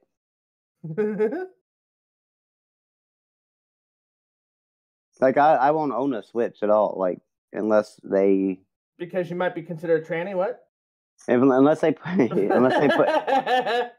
put a trophy achievement system in, then I'll never own another Nintendo product again. Dude, I'm never gonna pay for that online. Are you kidding me? Like when they're like, "Oh yeah, we're gonna have this Nintendo Online shit you have to pay for," I'm like, "Yeah, no, I don't think so." Well, I'm definitely not paying for the. I mean, if I got it, I definitely wouldn't pay for the online for the fact that. I mean, it's not the fact that you have to pay for online. That's I obviously don't care the others, and I'm not. I mean that. But it's the whole fucking system. Well, the community isn't big enough to warrant that. You know what I mean? Like, not only that, there's no voice chat. There's no. Yeah, I'm gonna pay for a service that requires me to have like PS3, Xbox 360 type communications. Remember back in the day when Turtle Beaches first came out, and you had like 30 fucking wires. I know I'm being a little over dramatic about it, but you guys know what I'm saying. It was a lot of shit involved. Yeah, I'm not. I mean, I'm not hooking up my phone to a little triangle or an arrow to my headset to my Switch to that's just sorry, it's just not. But bro, the app is gonna be amazing. Yeah, seriously though, why can't these guys just grasp at the idea of putting Discord on their platform? Like, what is so hard about that? Or work out a deal with them. Well, shit, just figure out in-game chat and put it in your fucking system. Like, there's no reason why the Switch doesn't have just a headset jack and just plug it in and just talk straight back. But like, they're not our parents. You know what I mean? Like, Nintendo is not the papa of the gaming realm. Like, they used to be called that because they used to try to parent the unparented, I guess is what you'd say. I mean, I got what they were trying to do. You know what I mean? Like, I understand they're trying to fight pedophilia and shit. I completely understand. And I even said, you know, hey, good on them, you know? But, I mean, you're paying for a service.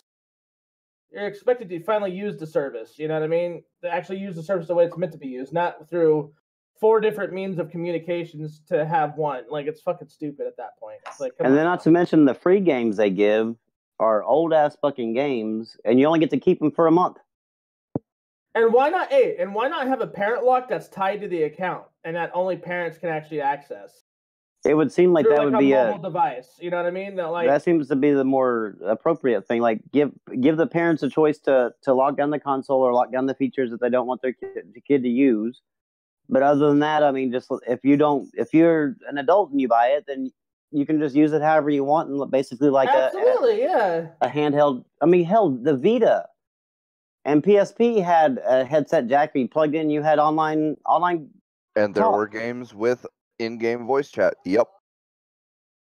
So I mean, it's like, why not? Well, why can't the Switch do it? And this is what I meant when Nintendo doesn't like to do new things. Like, they're usually the last ones to adopt any new technology or, oh man, like, you know, innovation in like software and stuff like this. I mean, yeah, it's like, has any Nintendo game had voice chat ever? Like in you know, any online Mario Kart, anything like that. Did any one of them? Yeah, Wii U did. Yeah, Wii U did. Yeah, Wii U. Okay, so one of them on the Wii U, and meanwhile, I mean, shit, PS2 had games that you could do voice chat in. Yeah, Wii U, you could do voice chat with Monster Hunter, Mario Kart. And I mean, there you go, right there. I mean, they had games with it. So what's the excuse for these games? I mean, why haven't they come up with an idea like having? Okay, so like, you know how Nintendo had the friend code, right? Oh God. Why not have the friend code tied, or have the friend code as a parental control measure? So if you're under the age of 18, you need your friend code from your mom or your dad to add your friends. If you're over the age of 18, obviously, you don't need that shit. I mean, well, how about you could just set up 2 friend codes with 2 different passwords? One that's age locked and the other one that's not. And so the kid just has the age locked password. And whenever he logs on, he's got his own game code with his own friends, and he can only access the games that are under the rating that you choose. Yeah, or Bam. Even have and have the voice chat locked behind that same principle. Sure, yeah, or what, you know, whatever. There you go. Any other options you wanted? I mean, blood options if there are any in a game, or you know, whatever. Yeah, whatever, right? Yeah, yeah. I mean, you could literally have any option you want tagged with that system, and you could check them all on or off in the menu. I think there's just so many other better ideas that they could have used instead of what they're using now. You know what I mean? It just makes no sense to me to do what they're doing.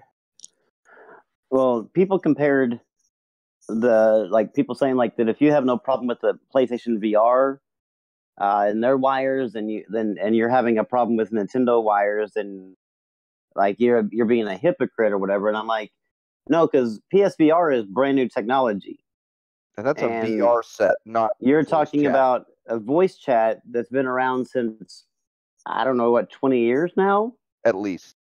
So. Yeah, there's a big difference in the two.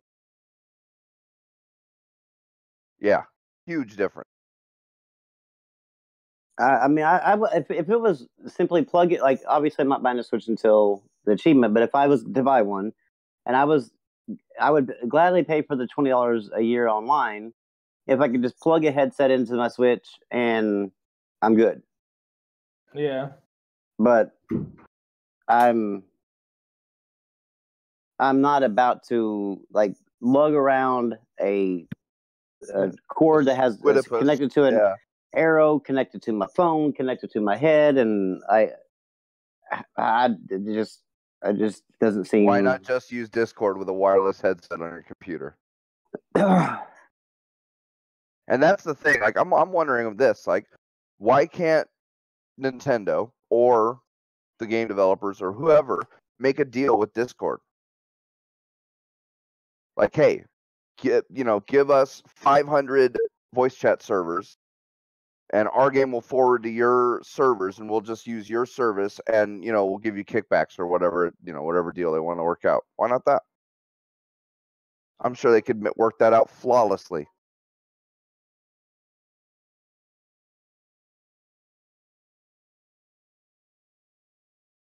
Did you hear PSVR is releasing a updated thing? I did not. Well, they are releasing I guess the initial headset, like with the PS4 Pro, well, actually with any PS4, like HDR passes through. Where if you like have it hooked up to an HDR capable TV, you can get HDR. But if you have the PSVR, and you obviously have to hook your PS4 up to it, and then the PSVR up to your TV, there's no HDR pass through. So you missed out on that. So now they are releasing a new version that will allow the HDR pass through. And I think that it actually even has earbuds, maybe even attached to the headset. It kind of looked like or a microphone attached to the headset.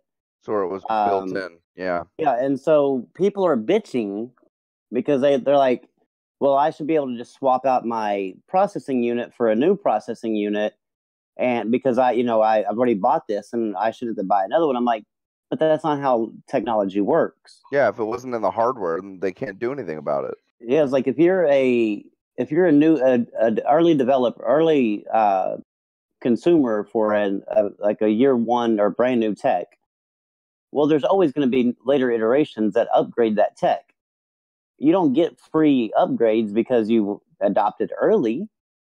To me, it just blows my mind that these people think that they should just be able to go swap out their processing units to be able to play. And they're like, well, no, because even the cords they go from the processing unit to the helmet, and from the processing unit to your TV and PS4 are different as well.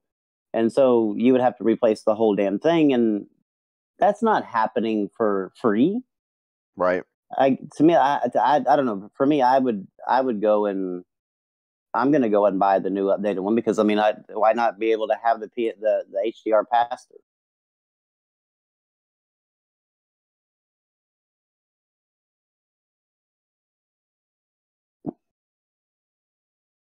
You guys hear about the new HDMI cable? You have to be more specific because I've heard they're 125 to 145, and they got a chip built in that will do anti-aliasing for on the video stream in real time. And it can upscale to 4K or do downscale to 1080p 120 FPS. I don't know how well it'll work, but yeah, I'm not going to be an early adopter on that one. No, definitely not for $100 and something. But yeah, no. I mean, shit, if you've got a nice TV, or if you really want nice frame rates, or you like the look of anti-aliasing on games that don't do it, like, hey, $100 and something, that's not a whole lot of money, and it's it's an HDMI cable, it'll work with anything. Yeah, I don't know, it just seems weird though that how'd they get that technology in there? Because well, it's the same thing for like when you play a PS1 or PSP game on your Vita. You can choose to enable anti-aliasing from a hardware standpoint, because you can do anti-aliasing hardware. It's just a pixel conversion. Right. So, it's not if you streamline the processor enough, it's not a very complicated calculation. So it's it's easy to make a little tiny chip. Anti-aliasing. So, they're making an HDMI cable that has a chip in it that will do anti-aliasing for you. They've got it already. Yeah. Yep. Yeah, Linus did a video on it, and I watched it, and it was actually pretty interesting. He said it actually works. He couldn't believe that it worked. Well, Yeah. I don't know about the lag, Cyrus. I don't know if it if that would they you know, say add it's lag or not. 1 millisecond. Yeah, 1 yeah. millisecond's not bad. Right. So No, but I mean, if you, I guess you're already playing on a TV set that like puts you at 15 milliseconds, and Right. an extra millisecond can mean quite a bit. But I mean, if you're playing on a monitor, I don't think you'd really notice that much. probably, yeah. If it turned 1 millisecond into 2, or it turned like you're not 4 going to really into 5, notice much. you won't notice anything. Yeah. But Brim, like you weren't here when I said that, but did you hear that they're doing a new PSVR? A new one? Why are they doing a new one already? Didn't they like just release this one not so long ago? Last year. And they're going to release one this holiday. Year, that because the first one, remember, like the big complaint was there was no HDR pass through. So which is kind of weird, right? HDR wasn't as big of a thing. Yeah, then. Yeah. I mean, they had the Pro, but at the same time, they were probably just. I mean, they've been working on this probably way PSVR way before HDR became a thing, and so I guess now they're adding one that has like the HDR pass through in it, and it also has, it looks like to me like a built-in, like either a mic or a built-in earbuds for your the helmet. Yeah. And people are complaining because they said that, well, it's not fair that they bought one in October of last year or November of last year, whenever it came out, and they're not getting to upgrade to this HDR pass through for free. And I'm like, that's not really how technology works. It's not really how purchasing works either. Like, you don't get to buy something. That would be great and all if it did. Unfortunately, we're not up there yet. Like, Jesus. Unfortunately, if you buy a Galaxy S7, when the Galaxy S8 comes out, you aren't going to get a Galaxy S8. Yeah, basically it's the exact same thing as the phones. Is that like right now I have an iPhone i7 Plus. Well, when the 8 Plus comes out, or when it came out, I didn't think that I deserve an 8 Plus because it added a few more features. Like it's just the way technology works. Like it's ever changing and ever evolving, and you kind of know this when you buy it. I mean, eventually they're going to probably come out with a wireless VR set. Sure.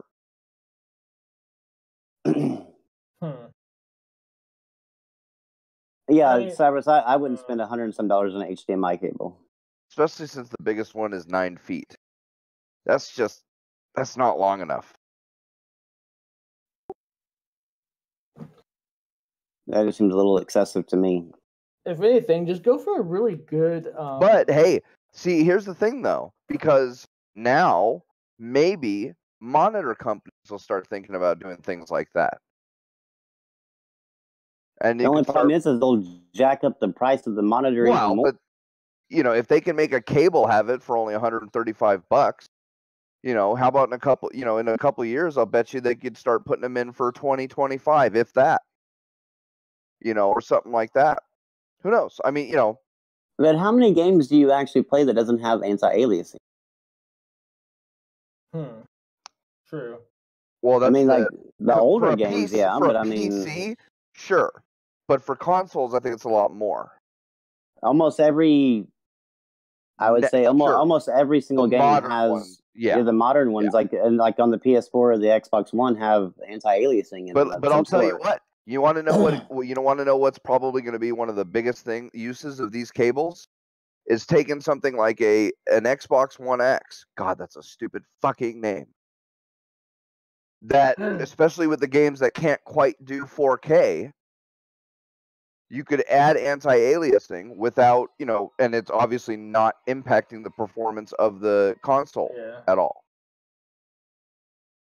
So, or maybe when like 8K televisions come out, and maybe you've got, a console, you've still got the Xbox One X. God, that's a fucking name.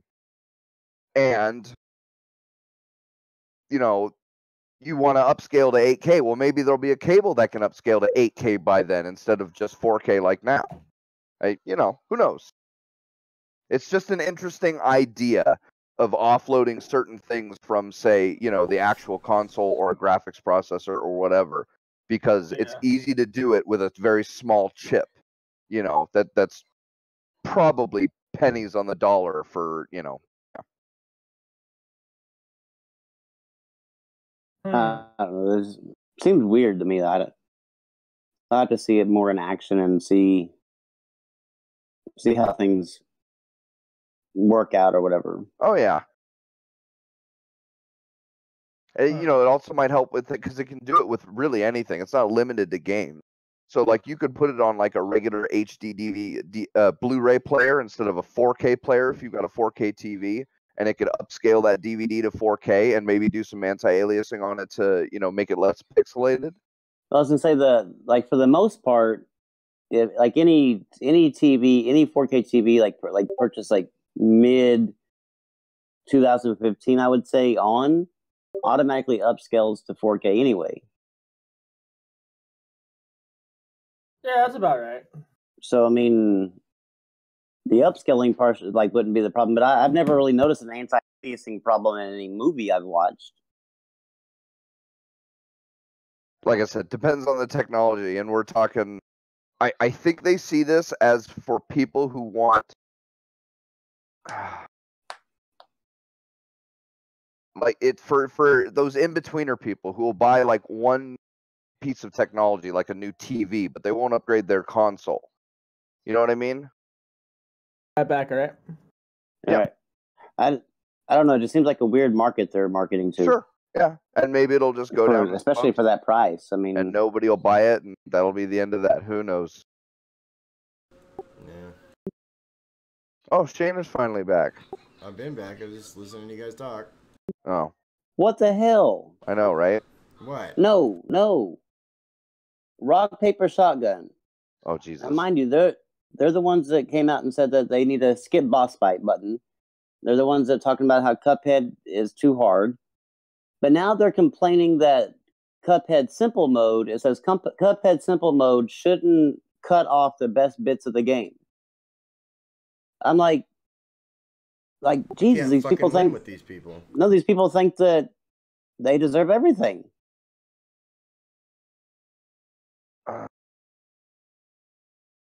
It's a $20 game, for fuck's sake. Yeah, I know. And it's all hand drawn. Like, these people put a hell of a lot of work into it for just $20. Yeah, they did. Yeah. So what cables were you talking about? The HDMI cables that can raise your resolution?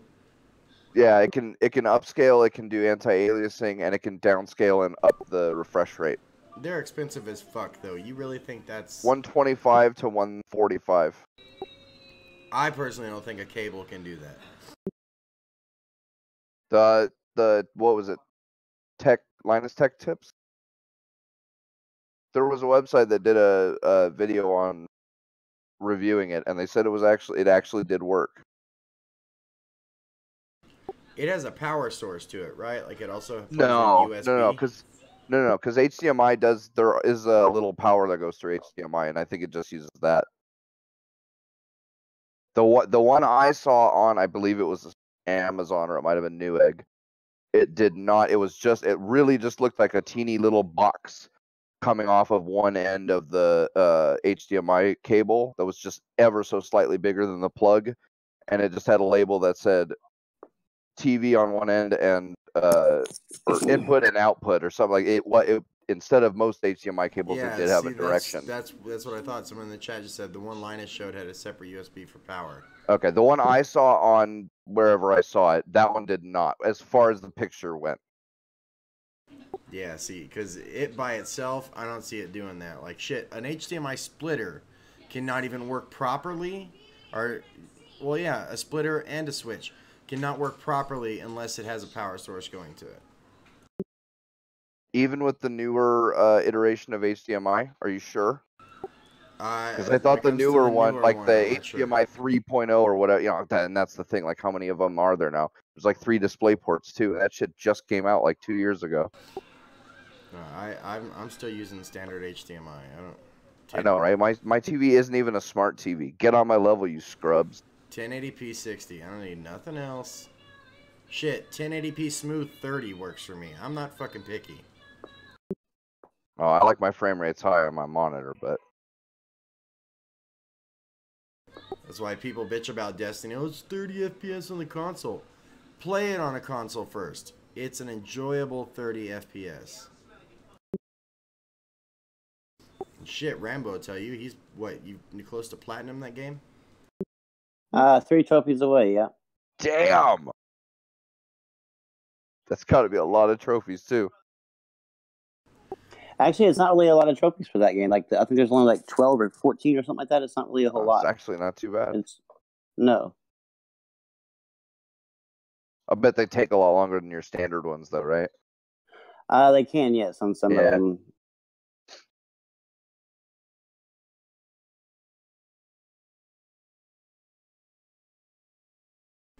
So did you guys have any more gaming topics, or did Brim have? Oh, Brim got up, didn't he? Brim is not here at the moment. He said he's coming back. I mean, there hasn't. I mean, there's been stuff going on. I shouldn't say there hasn't been stuff going on. Not many releases or anything like that, but you know, some news-ish. Yeah, I mean, I guess like the only thing that's really going on is like releases coming up here soon. Oh yeah, Rambo, have you started playing Persona 5 yet? I've seen at least. I have not. I have. I think I've seen 10 people ask that question on the Discord server. I bought it and then I just haven't played it yet. Like I get to that point where like I've got so many games to go through that I don't really even know what to play, and I just keep buying them and adding to that confusion. And so if I just happen to sometimes play roulette and just pick one and see what happens and go from there. But I guess I need to actually get with it. I mean, I don't know. I want to play it, but then I also like I want to be able to hit my 100 platinum goal, and that game is definitely not going to add help to that. Right. And so I'm trying to get some of the other games out of the way so that way I can actually focus on that game and spend some time with it, because I understand you go into it with a long timetable knowing you've got the time for it. Yeah, because I mean, if I go into it and it's like I'm seeing that I'm getting cutting time short with like hitting my goal or whatever, I'm going to end up like leaving it and then forgetting about like half of what I went through with it on. So yeah, Cyrus, I've had a lot of that too, like where I'll turn my console on and I'll get no picture, and I'll swap out a HDMI quick cable and it's all fixed. Like some HDMI cables just go bad real quick. Like the ones, like no joke, the 99-cent store sells HDMI cables. Oh yeah, those things are definitely going to go bad quick. I've had to buy one of those in a pinch like a year ago. It lasted maybe 3 weeks. Oof. And that's giving the benefit of the doubt. And paying $145 for a HDMI cable with like my history with HDMI cable seems to be like something I just don't know if I'd be willing to do. That'd be like back in the Red Ring of Death, like saying, well, here's another 360 for $700. You want to buy it? Like, yeah, no, probably not. If they want to sell these types of HDMI cables, they're gonna have to let people try them first. I'm sorry, but it's a fucking cable. Or offer a really good, say like a 30-day return and then like a couple of year warranty, right? They're gonna have to do something, because I mean, it was hard enough for them to sell a $35 HDMI cable, a $10 one that was right next to it, because there was nothing different about it. So I can only imagine now going to the store and seeing a $145 HDMI cable and having a $10 option right next to it. You're like, yeah, no, $10. Yeah, I don't care if it's gold plated, braided, 10 that foot, shit doesn't matter. As long as it works, I don't care.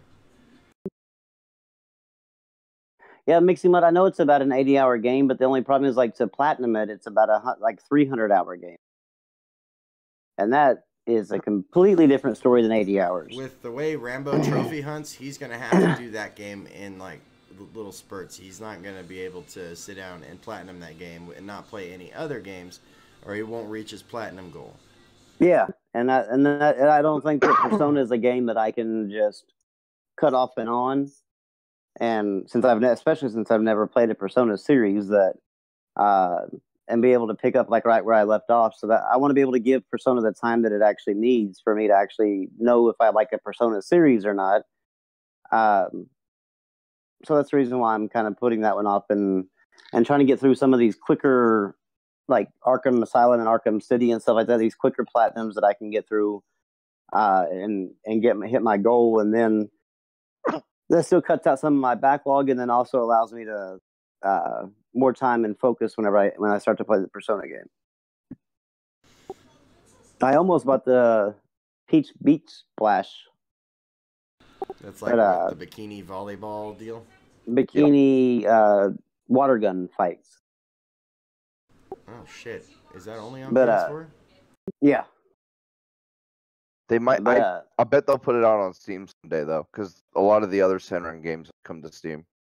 Yeah, I chose. I mean, the people voted and they said for me to get it, but I went ahead and picked Lego Ninjago because I have all the Lego games, and like this one of the that just came out that I haven't bought yet, so I needed that for the thing, and that's also another platinum that's not really too hard.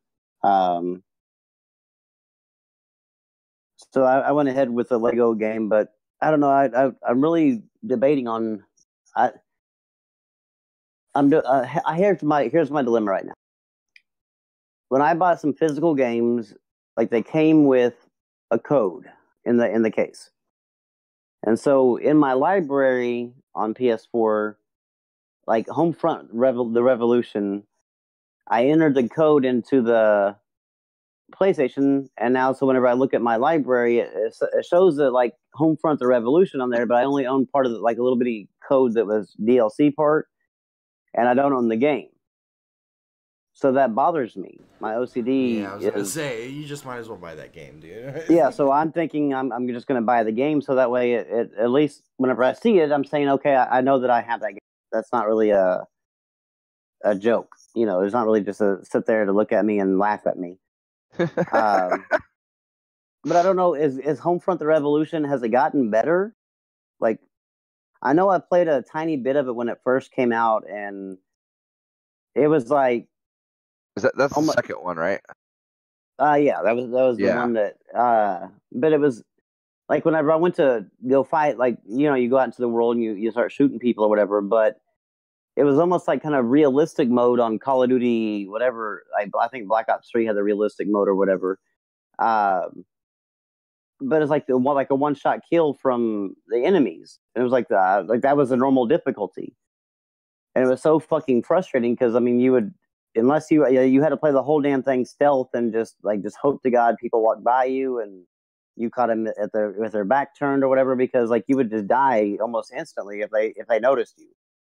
And so I never really played it. I after the first few deaths of really fucking dying really quick, I just like, okay, move on to something else because I ain't got time to fuck with all this. But I had that stupid code entered, and now it shows that I own this game that I don't own. So now it's like my OCD is like, nah, I just cannot have that. Yeah, so that's gonna fuck with you till the end of time, dude. Yeah. Yeah. And now, I mean, there's that one, and there's also Star Ocean. And I don't even know what the fuck Star Ocean is. Oh, I think that's. I have that on Steam. I think it's a strategy, but I'm not 100% on it. To buy a fucking game, I really don't. But both of them are like $29.99, and I can buy both of them now, or buy the Homefront Revolution and the expansion pass that like had some single player expansion in it too. For basically like $45, or I can buy both of those games that are just randomly on my fucking list for just $60 and be done with it. So I'm thinking I'm gonna do instead of buying the Sinran thing, because it just bothers me seeing a game on there that I don't own. It's in my library. Like, why is it in my library? I should be able to delete the games I don't own. Or at least hide them, yeah. Yeah. You can on Xbox. You can hide it from Steam has the same problem.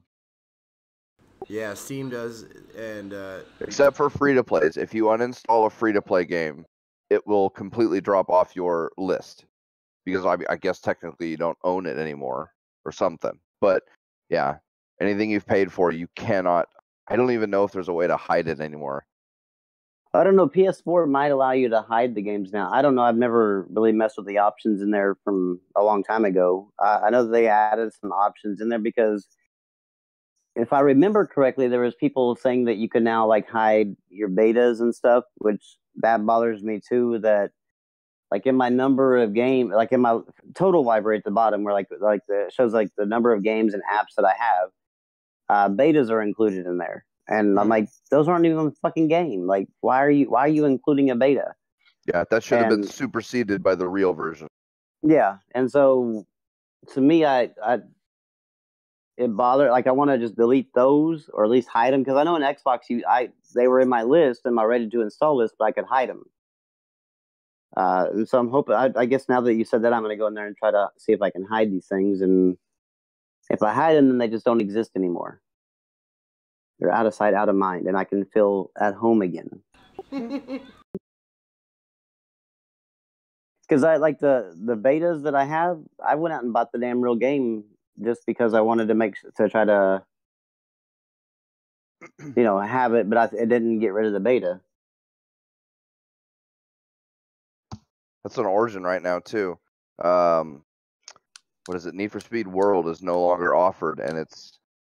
When you first boot it up, before your settings load, it's still in the list, and it's got a big red stripe across it that says, not offered anymore or something like that. And you can hide it, but it doesn't always show like your favorites and what you've hidden. Sometimes it just shows your entire list of everything. That would drive me nuts too. See, Cyrus, what do you think about Nintendo shutting down the Nintendo eShop? Oh, on the Wii? Yeah, well, they're shutting it down now. Yeah, to where like anybody who has if you bought games on there, you're just kind of SOL. They're just gone. That's strange. Yeah, like they're shutting it down completely. People should be getting their money back. All right, what happened? Nintendo shutting down. I think it's called the Nintendo eShop. I don't know. Nintendo has so many different. Yeah, but any of the games you bought on there, they're just going to be gone. Isn't that illegal? I thought that was illegal. Is that illegal? No, because under the terms and conditions, you only rent digital games. Yeah, which that's going to be something that's going to have to be decided one of these days. Is if. Wait, the FTC has allowed this kind of thing to happen? That's kind of weird. It's a loophole with. Go ahead. Oh, he says, well, you don't lose the games. You just can't re-download them. Well, that's if you don't have it downloaded, then you did lose it. But there's going to have to be an answer of: is there a responsibility of a company that offers a digital product to somehow archive that product? So that people who paid for it can, at least download it for the single player or, whatever. Well, Cyrus, that's also a risk that you have when you buy physical games. Because if you actually look at the terms and conditions of the physical game, it happens less with physical. But you don't actually own the game. They can pull the rights from you playing that game at any point in time, even if it's a physical copy. If they pull the game completely, your physical copy is not going to work any more than my digital copy. Yeah, you guys have heard me tell you about Batman Arkham Knight. I bought that game 3 times because of that kind of shit. Yep. Yeah, but just because it's under the terms and conditions, can we really sit there and argue on the behalf of the developer? Well, it's in the terms and conditions. No, come on, let's be realistic. Well, you put money towards this shit, and I understand where you're coming from. Morally, it's wrong. And morally, it's wrong. Yes, absolutely. Yeah, but I mean, legally it is right. But by agreeing to their EULA or whatever, you're agreeing that they can do that. But there was a big stink about this, and I can't remember when, and it almost went to the Supreme Court, I believe. And I think if it did, it would have won, because you are essentially forced into it, because you don't, after you've purchased the game, and when you read the terms of use and all that shit, you already paid them money without knowing what the terms of the contract that's going to be between you and this developer when you accept that button at the bottom. So technically, they force you to sign a contract before you get access to the product and pay them with no right to return it or get your money back or anything if you do not then want to agree to those terms of service. And technically, like, that's a big no-no in contract law. And there's nothing you can do to, like, there's a few rights that you can't sign away, like negligence. There's no signature that you can put to where, like, if a company negligently, built a road or, a parking garage or whatever it is, and you got injured, in a collapse or whatever, some sort of failure, it doesn't matter what you sign, their negligence is still, accountable by law. And there's a few others that go along that, and contract law is a big one of those. And so I'm not a lawyer, but I'm pretty good with legal speak just because I navigate that stuff really well. And from what I've read and the arguments I've heard from lawyers and other legal experts and stuff like that, I'm pretty sure that is a violation of contract law. And if somebody had the money and the means to take that to the Supreme Court, that would be ruled in favor of the consumer. But, like I said, there's going to be questions that are going to, because digital products are not going away, and they're only going to get enormous compared to now from here on, right? Yeah. I mean, digital products themselves will go away, and everything will go to streaming. Yeah. I mean, so everything is life as a service. Well, here's the thing, like, right? So Steam has done this correctly. Then Steam has removed, I think the last article said 2% of their catalog throughout the years, and I own a large portion of that 2%. So I could actually go back and download those right now, even though they're no longer being sold on the catalog. Like, I can still go into my catalog that I purchased and still download them. So, like, I'm thinking, like, Nintendo should probably look into something like that. If they can't log in to the internet with their Wii, right? They should be allowed to download off their account from the Wii U or the Switch, and then go into put it on a drive or whatever where the Wii save file is, and play it off that. I mean, there's got to be something that they can do to help the customers, because let's face it, man, Nintendo guys, like, they're probably one of the most loyal when it comes to all three. You know what I mean? Like, you see the Nintendo fanboys versus Sony. Like, I would rather talk to the Sony guys more than. I mean, those motherfuckers are crazy. All right, like those guys are nutty. Just look at Metro. He's got a point. Oh, that's a whole nother can of worms. But he loves his Switch. But he's right, though. I mean, I love Metro to death, but he's right. I mean, yeah, he's definitely a diehard Nintendo fanboy. If for nothing else than the Switch alone, yeah. Well, the PlayStation 3 does the exact same thing, like what you're talking about with Steam. Is that?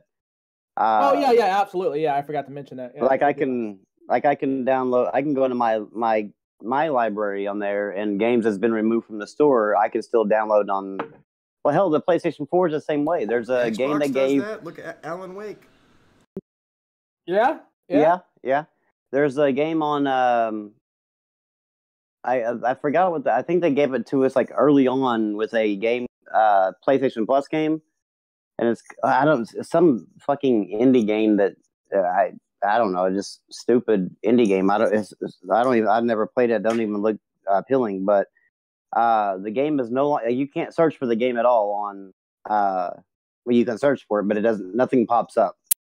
But it's still in my ready to download, and I can download it at any time and play it.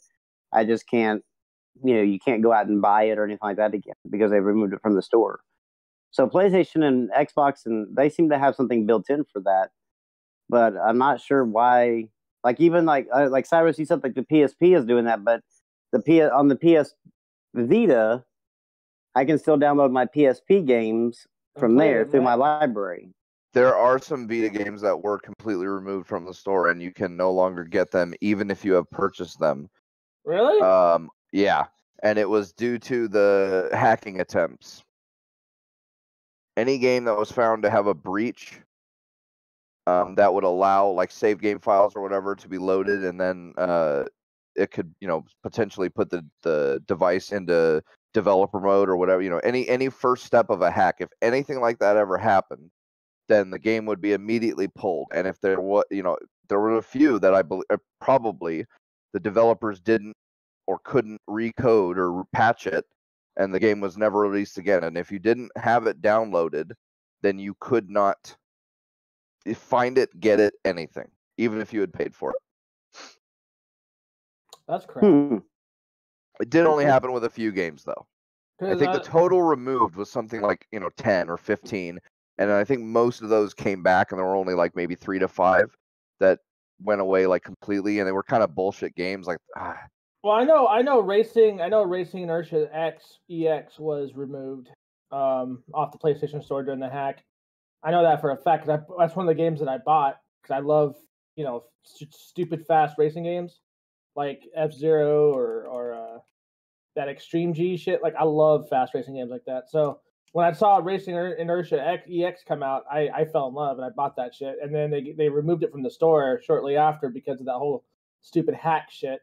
But I was still able to download I'm still able to download my Racing Inertia X now. So I mean, maybe you're right. Maybe it's just a certain few that you can't download. I don't know. I own quite a bit of the downloaded library too. So well, I know that everybody was like up in arms with the PT demo. Yeah, that was unfortunate. Yeah. That you can't it's sitting in my library, but I can't demo anymore. And people are saying like that's wrong, and whatever. I'm like, but that's not a game. Like that. Like you were never owed the ability to play that forever. No, that was yeah. It was a demo, and like they own that fully completely. And so I never that people were using that as a reason not to buy digital, but I'm like, that doesn't really work out the same because like that's not something you purchased at all or had a contract with the person saying, hey, look, I'll give you this and you give me that and we'll keep it. But no, like they just gave it to you to play for a minute and it was theirs to pull back at any point in time. Now they should allow you to at least delete it off your freaking library. Oh yeah. If it's a limited time thing, then yeah, you got to be able to remove it. Because every time I go through my library and I see it, I was like, I want to download it because that's the only game that's ever been able to jump scare me. But we will never see the light of day on that one. Dude, I love the way that game looked. That game looks so gorgeous. That was fucking. Did you ever play the Fear games, Rambo? No, but I mean, like, shit just doesn't really scare me too much. Dude, no, those. Man, probably 2 is the best, but any one of the probably 3 wouldn't is now. good. Oh, I don't know, man. See, 2 was pretty good. 2 might here's actually the get thing, you, actually. Like, yes, because straight jump scares can often be hard. It can be too predictable. But I'll tell you what, and one thing I've always loved about the Fear games is they are really, really good at predicting what mindset you're going to be in, whether you're going to be expecting an attack or not, and do the exact opposite at all the right times. And it really does surprise you like most of the time. Does it like Fear 2? I would say is probably out of all of them is the most. Oh, it's my favorite by far. It's probably the most atmospheric. Sure. So correct me if I'm wrong. I don't remember. I could have sworn it was one of those games that first came out launched with Dolby Digital codecs, right? Like it was Dolby Digital audio. I think you are right, but I'm not 100% on that, so I'm not going to say for sure. But I think so. Yeah, I think it was. Certainly was at the right time. Yeah, the right date. Yeah. Yeah, I remember turning that bitch up. Oh, dude. I would have my ears blown like practically, and I actually jumped once in a scene. I don't want to tell you which one, but I mean, it is really fucking atmospheric, dude. And it was great. Like Doom 3 did it pretty well, where you'd see a power up and you'd think, oh, something's gonna jump out on me, and you slowly creep towards it and you get it and nothing does, and you're like, oh, okay, and then you turn around and a demon jumps out of nowhere, right?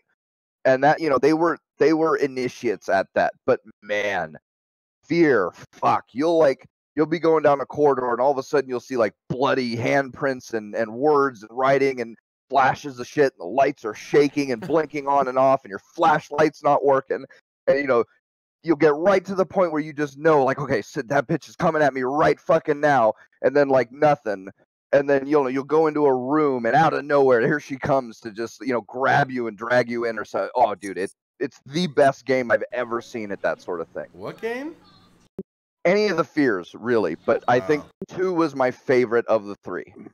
Well, I don't know, the PT game or the thing was like I had my headphones on and like playing, and like I was just cruising along and like doing all right, and I was kind of expecting a lot of the things, but somehow like this one time it just like I turned around and like she happened just to be like right there in my fucking face, and like my hands juggled or whatever, my controller is just like bouncing in my hands. I'm trying to catch it, like it goes flying across the room, and I just like after that I was like, I got to have this game. Like I'm pre-ordering this bitch as soon as this thing goes live, and then of course Kotaku had to be, or not Kotaku, but Konami had to be assholes and fire the guy. But yeah, and that we'll never see it. But that game was fucking awesome. That's too bad, because the Fear, the whole franchise was just on sale on Steam, but you don't have your graphics card yet. No, and I'm wondering if like I can actually get Fear on the PlayStation Now. I don't. Like that was on the PS3, wasn't it? I think so, and Yeah, I know it it released. Yeah. And I know 3 released on both of them, Xbox and Sony. Yo, out of all the bundles that you see, like the remasters and stuff, I want to see one done on that series, like a true remaster. Oh yeah, that would be cool. Even just the Fear 3 engine, and just do the previous 2 in the Fear 3 engine. Oh, that'd be great. Right? Yeah. Good horror games are really hard to come by these days. They are. Yeah. Oh man, I wish, you know what, dude? Like, not played a horror game to this day that actually really scared me. That's like, and I even seen a horror movie. Like I go to every horror movie thinking this might be the one, and I walk out and I'm like, this shit wasn't even fucking scary. Like, yep. Yo, you know what's funny about that is like I've been like that my whole childhood, dude. Like there wasn't a haunted house that scared me. There wasn't a movie that maybe closed my eyes or maybe jumped out of my skin to the point where I'm screaming. There's never been that. Like I've always wanted something like that, though. You know what I mean? Me too. I want to know that feeling that everybody gets when they go to these scary movies. Like I want to know. You see them like it seems like it's exhilarating for them, but I never get. You know how to piss off a haunted house actor? Just fucking don't jump. They get pissed. Yeah. No, I'm serious. They get mad. That happened during Val's, I think. What was it, 22nd or 23rd birthday? We went to what was it? The fucking the Halloween thing, the haunted thing over at Not Scary Farm, and I mean, it was a joke, really. Like I was just walking through it, and these girls were like latched onto me, like, oh my god, scared to death, and I'm like, really? Like this isn't even. All right, cool. Speaking of stuff, your arm. Speaking of stuff like that, Halloween's coming up. Did you guys want to do like any like special cast around Halloween? I mean, look, Simo's scary enough. Yeah. Simo! No, yeah, I was thinking like we could like, I don't know, do like a Halloween stream or something. Yeah, sure. I'm down. Yeah. Or a midnight Halloween stream or something like that. Yeah, something. Play the spookiest game we can think of. With the audio turned all the way up. In our ears. I'm down. As long as it's not Five Nights at Freddy's, that always makes me jump. Really? I've never played one of those, and I've never played it. I've never played either, but that just seems like it'd be too predictable. It doesn't scare me. It just like makes me jump because the thing is coming like right at you. So and it's happened so quick. I don't like that. I want to know what that feels like because I'm like you, Brim. I go to haunted houses and I try to go to all of them that I can find and just to find one that'll scare me. And it's like it's almost like okay. Now here's the thing. Like whenever I was a kid, like there's been only one haunted house that's ever actually scared me, and it was our theme park out here called Frontier City. And it was the very first year they ever did a haunted house in their park. Well, they converted they have like this company picnic area where they have like a bunch of like not really gazebos, but these big park benches, like they have the big coverings and stuff. Well, they turned those into a haunted house that like you went from one to the next one to the next one to the next one. Well, in this thing, like you were in this dark, pitch black fucking hallway, and like you run into a wall, like just a dead wall, and you're like, "What the fuck?" Like I can't go anywhere else. I can't see anywhere behind me. So I mean, it's like I've got to find something. So you're touching this wall, and at the very bottom, you find like a little hole. Well, you have to get on your hands and knees and crawl into that fucking hole.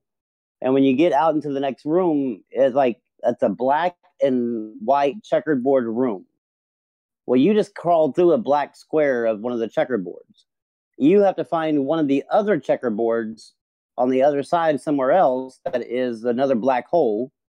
And in the middle of a guy in the room with a coming at you, like the strobe light, everything's going off, like the guy with the knife, and I was scared shitless in that room because I was running into I was diving and sliding into fucking little squares, and they ended up being brick with like the walls instead of like the hole. I was trying my best to get out and like having exhilarating. Ever since then, I've gone to a haunted house, and it's like I know when somebody's going to jump out at me.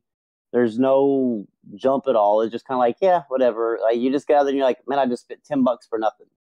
Pretty much, yeah, pretty much. That's exactly what I went through. Yeah. I want to have that feeling again. I'd love to have, and that PT game, like that gave me that feeling in there. I was like, that was great. But then that canceled, and now every horror game that I play, it's like, whatever. Like you already know when things are going to happen, and like they start like everything's quiet, but as soon as like something's about to happen, they start playing music, and you're like, oh, okay, well, here comes the bad guy. That's another pretty good series, although the Alien versus Predator and then Alien Isolation, all those games, some of them better than others, but the two of them, Alien Isolation and I think the AVP 2, I think were the best. They were pretty good with the horror-esque elements to it. Some jump scare and some anticipation scare with like the motion detector beeping and you don't know where the enemy actually is, but just a general sense and shit like that. Alien Isolation it didn't scare me, but it definitely made you sit on the edge of your seat more because you were trying your best to figure out where the fuck this alien was. Right. But I never got to the point of like where I was scared playing it. Like people are like actually legit scared playing that game, and I'm like, I don't know how, because those are probably the people that get scared by Scream or what I did last summer or whatever the fuck. And Scream then there's is one of my favorite fucking movies. Yeah, but does it actually scare you, or did it ever? No. Exactly. Yeah, I'm sure there are a person or two that has been actually scared by Scream, or one of those other stupid fucking horror movies. Then there's the game Outlast.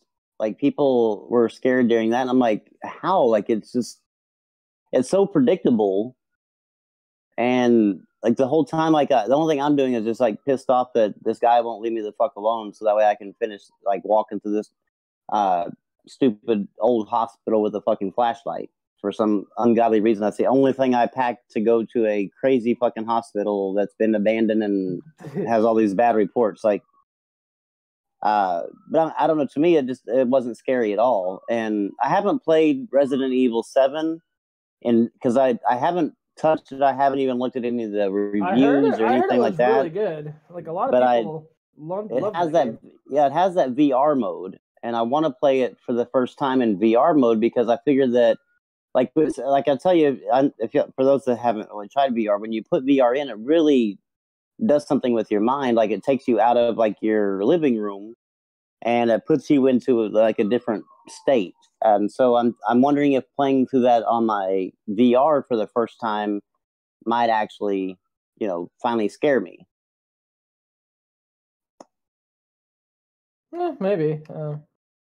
Like I said, I think the VR might actually do you a little bit more justice than typical shit. You know what I mean? It seems like the only thing that would get you closer to the real thing, right? To being actually scared, yeah. Yeah, because I mean, you're with the VR, like when they're in your face on the camera on your screen, they're actually in your your eyeballs, rather than just on your screen up close. Yeah. I think overall it'd probably be a better jive with you because I know you have that VR setup and shit. Might as well utilize it for horror games since you're not easily scared like I am. Like it's kind of like I'm just not really a scared person, I guess. Like I don't know. Like I've watched I watched a lot of horror movies growing up as a kid. Like I watched what was it, Faces of Death? Like dude, I was like 8 or 9 when I watched that. So like when you see the real thing for so long, it's like I don't know. You just like whatever. Yeah, my mom, I think she said she started watching like scary movies with me like whenever I was like a baby, and like it was like just her thing that she always watched them, and I was with her or whatever, and I just never got scared with her. Like, and it was just always the thing that she did with me. But I think growing up and seeing all those and then watching Faces of Death like you as a child. I've just gotten like numb towards that shit. Yeah, right? I think I've gotten desensitized to the whole scary thing. It really does. I mean, like I did the same. I sat down with my grandpa and watched whatever scary shit he was watching. I mean, and see, that's how I'm looking at it. Yeah. Now I love slasher movies, like Pete said, like stupid movies like Scream. Like I fucking love those movies. I don't know why. I do. They have that sense of humor about them, though. They do, because you always know who's gonna die. You don't quite know when all the time, but when they do, you're like, oh, they got that bitch good. Should have ran out the door, not up the stairs, you stupid cunt. Like they did a television or a TV series on Scream, like last year or the year before. There's 2 seasons of it. There's gonna be season 3 next year. I can't wait. I love that shit. I'm gonna have to watch that. Maybe because he's gay. You know what I mean? He's gay. What? Dead by Daylight, he says. Yeah, no, Soma's good. I beat Soma. I did a review for that game, actually. And it didn't scare me, more or less. It kind of made me sad and emo because there was a lot of sad shit going on in that game. Like, people who didn't realize who they were at the time, like, it didn't fathom to them, like, what was, it didn't click to them that they themselves were, not human. It was really sad. It was a really sad game. It was more depressing than it was a scary game. I really want to try Dead by Daylight with the Michael Myers Myers DLC. And Dead by Daylight don't seem like it'd be a scary game. It just seems like kind of like Friday the 13th. I'm sure it depends on how good the other player is. That's another one I want. Is the the thing is though is that unless it's the music and shit is done differently than Friday the 13th. Like if you are when you're playing Friday the 13th, if Jason starts getting closer around you, you'll start hearing the kill, and you can he's around. You just don't know where. But like whenever he does grab you or he does appear, you're not really scared because of the fact like you were pretty kind of pre-warned that he's there. And I don't know if Dead by Daylight does that with their bad guy or whatever, but you could turn off the music. The one thing I do like about Dead by Daylight though that I've seen people play is that like if he goes and captures you and then like hangs you on a hook and your other buddies or whatever if they can get away like around him or whatever, they can actually run down to you, pull you off the hook and then heal you, and then you can continue playing. Like Friday the 13th, once Jason catches you, like you might have a possibility depending on what weapon you have to get away from him, but if he's grabbed you, like you're almost pretty much guaranteed to get killed. See, Cyrus, that's called life. That's what that's called. That's not a game. I remember trying to keep the girlfriend happy in GTA. That shit was like almost fucking impossible and play the game at the same time. Like they made that fucking bitch like keep a girlfriend happy. Talk about unrealistic. They made that damn girlfriend fucking needy as fuck in GTA. Dude, that's life. They're all needy. Like, yeah, like I'm about to go like do a drive-by, bitch. Like, and you wanted me to take you to a fucking movie? Like, shit. Want a movie? You want popcorn with that too, ho? Like, come on. I used to just take my girlfriend on the drive-by.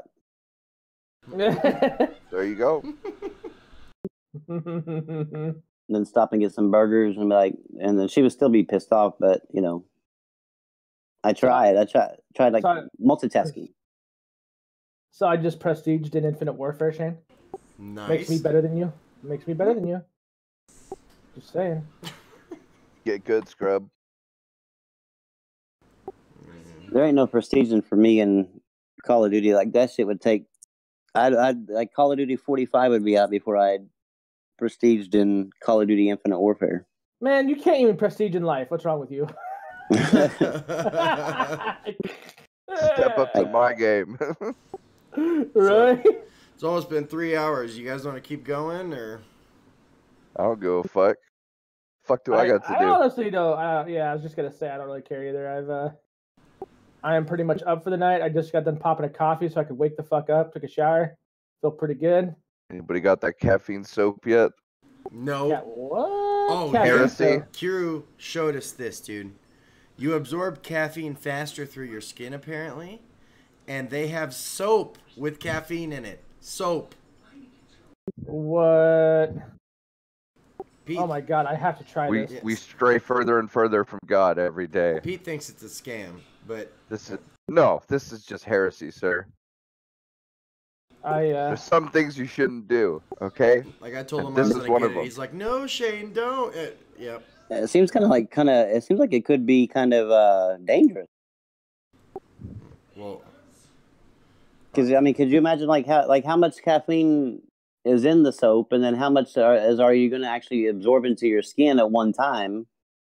Is it a healthy dose? there ain't nothing healthy about caffeine. I mean, drug addicts Oh, before yeah. they sniff up the line, they don't go, I wonder if how many carbs is in this. Well, I mean, are you going to go into the shower, Shane, and then come out as like Coke addict Shane? Like, is it going to be like that much caffeine? I need some goddamn energy. So if I come out as Coke addict Shane, right on. Dude, I Until already you told him, like, crash. I just see flashes of stories that his kids grabbed his bar of soap accidentally, and just shenanigans happening. You know what I mean? This is just a bad idea, dude. You're an asshole for wishing that Look, on me. look. All right, I like caffeine as much as the next person, but caffeine belongs in drinks, not soap. That is so weird. End of conversation. I'm just saying. Man, you gotta be more open-minded, Pete. I don't know about that, dude. Because you know me and my coffee. I'm a coffee hound, dude. I could drink coffee. I mean, give me a fucking IV, dude. That's just how good it is to me. I love coffee. So, like, to take that away from me, I don't know, man. That's depression. Mountain Dew. Mountain Dew will get you so far, Shane. Mountain Dew doesn't even. I mean, it just tastes good now. I mean, it doesn't really give me. I think it's like any energy anymore. Anything, right? Well, I mean, shit, anything really compared to like a Starbucks cup of coffee. For God's sakes, they have as much as most energy drinks. Yeah, even drinking a Red anything to get a buzz. Even drinking a Red Bull now, I can actually be drinking a Red Bull and take a nap. Bro, right. During my I know. Well, this is where you gotta wean yourself off of caffeine for a short period of time, and then bring yourself back up on it. That's what I did. Yeah, I have to. I had to do that like 6 times throughout my course in my last job, because of that. Like, I would go into the store, buy a fucking Rockstar Punch almost every day that I worked there. So I had to like wean myself off of caffeine in order to enjoy the benefits of caffeine again. Like, and I had to do that numerous of times, because you get to that point where you can drink a fucking Rockstar like I do, and you can drink more than one. You can drink like 2 or 3 of them and fall asleep still. Like, it's like, okay, I'm obviously at my tolerant level point. We need to go through the headaches and the withdrawals, and then come back to square one again. Of course, it'll only last you like maybe a week if you're lucky. The soap is like $5 a bar. So no, like Fuck 7. that. It's like $7 a bar. No, I'm good. That's a Damn. lot of money. Yo, is that shit concentrated caffeine? Like, You get it on thinkgeek.com. nah, I'm good. Give me my frappuccinos, my rock stars. Take that. I agree that Gamer Dr. Pepper is amazing. Oh, did you try it? Oh my god. All right. See, no. All right. So, the first hellish image I had with this caffeine soap thing is something like Nos, a rock star, thinking it'll be a good idea to start making a soap. And then what the fuck, like maybe Irish Spring will start making an energy drink or something, right? No, I didn't even. No. No, that's not. If that's not bad, if that heresy is not bad enough, right? Starbucks pumpkin spice soap. This cannot exist. We cannot allow this to happen. Smell good and wake up. Uh-huh. Cannot allow this to happen. Bruh. I will cut somebody. I will cut somebody hard. Right back. I don't even want to hear this shit of Irish Spring coming out with some shit. Like, I will cut somebody. I don't even care. That would be kind of weird. This rabbit hole goes down farther than anybody wants to. We must nip this shit in the bud. I'm telling, like, you know, the playing around with AI. You know, do you want Skynet? Well, we cannot have the pumpkin spice Starbucks soap bar. It can't. The universe will implode from the sheer irony of the whole thing. Can't allow it to happen. Oh, you know, this goes even deeper. Shampoo. Enough said. Fuck. Fucking autism at its best right there, I'm telling you. Like, hey guys, we're gonna put caffeine in all of our cleaning products. I'm like, why? Because it's a good idea. Like, what the fuck is wrong with people? Seriously. I don't like to ask that question. It leads me down dark places. That's a really weird thing. I don't know if I could trust a drink from Irish Spring. Bro. Do you see the nonsense that comes out of this? It could definitely happen. The universe is absurd enough. I'm telling you. Oh, this is gonna be the straw that breaks the camel's back. Pumpkin spice white. I see it now, dude. It's gonna lead to like the whole government imploding or some stupid shit like that. Yo, why does everybody seem like they're up on fucking crack cocaine right now? Oh, because someone bought the brand new double shot mocha espresso on a rope. Like what? Like what the fuck? Like that sentence shouldn't even exist, you assholes. Like what the fuck? I don't know.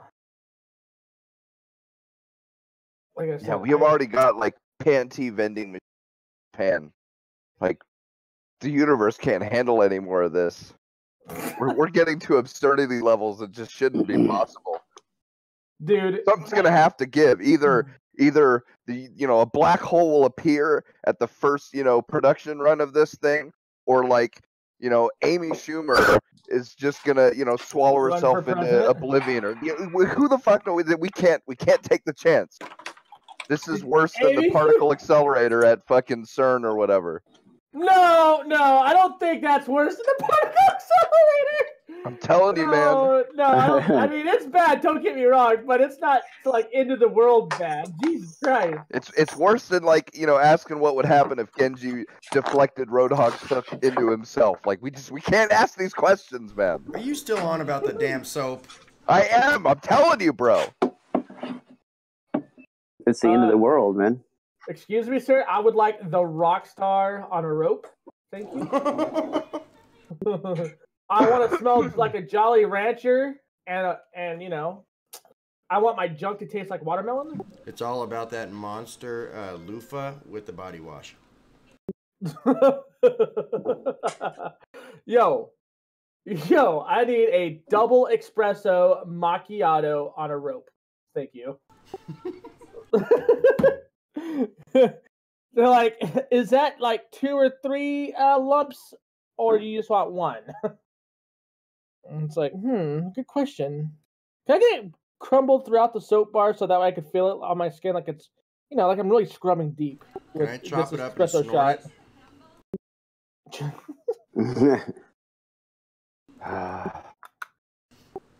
Come on. That's probably, I'll put $20 on it right now. That's going to be the next thing. A caffeine powder that you just snort. People already do that. They crush no-dos. It's like, too late, Pete. The world is already ahead of you. I've been doing that. I'm just waiting for it to be sold. I'm just waiting for it to be sold in a tube like that in stores. Well, I mean, let's face it. I mean, the government has allowed the selling and mass production of spice in the state of Nevada, and that shit's been known to kill people. So, I mean, nothing surprises me at this point. Just throw that out there. Yeah. Weed's also legal, though. You can just walk into the weed store, as people call it around here. Yeah, but I don't want just weed, though. I want a Jeffrey. I want to try Jeffrey once in my life before I die. That might make you die, but yeah. Hey, at least I'll go out with a bang. I don't do hard drugs at all, but that one I would try at least once in my life. Who knows? Maybe that's all it's going to take. It's just the one time. And we should try steroids, especially me and Rambo. We should see if they benefit us.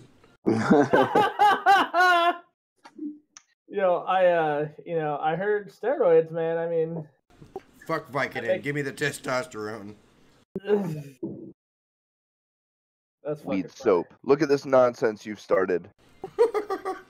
The weed soap is a thing, though. It's been a thing forever. See? Soap. Yeah, weed soap's been around for years. Yeah. They fucking probably illegal in the States. Right? You can only buy it in California and other places. Colorado. That CBD therapy stuff looks really interesting. Like, when that becomes like more available and cheaper, I'm gonna try that.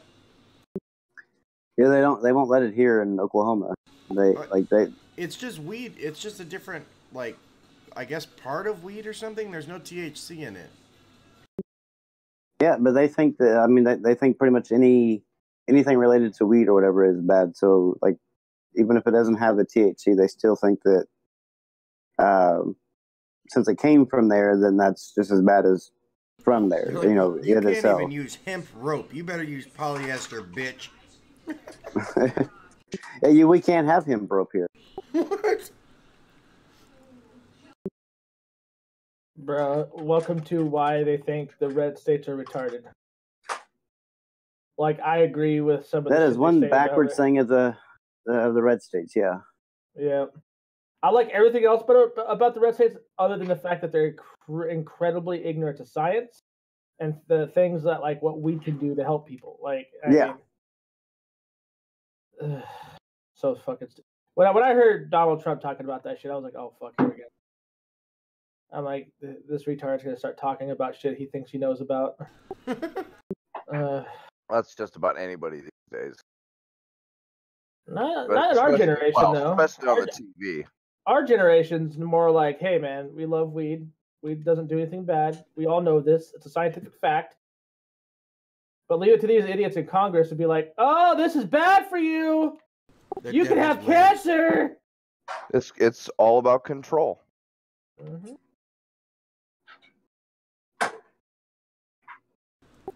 Thanks, Cyrus. Have a good one. Later. Taken out. That's what he says. That's because Cyrus is I don't know female. if I believe him. Cyrus is a female, and he likes it in the ass. Not trying to be gay or anything, bro. I told you Brim's gay. Only Shane would know about that. Fuck you, Rambo. Shane loves it in the pooper. Don't let him fool you.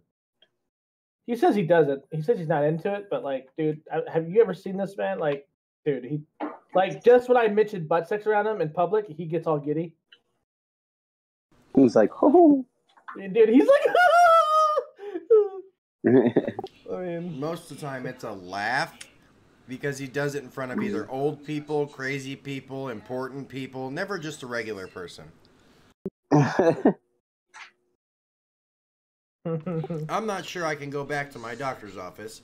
oh, shut up, Shane, you dirty little slut. Can't help yourself that you crave the dick so much. It's not your fault. Between the gay jokes, the drug jokes, and at one point he said he was going to crush something up and snort it in the doctor's office. And you know how that goes, Rambo. You're there because they're giving you narcotics, and I got Brimstone telling me he's going to crush something up and make a cocktail and snort it. Great.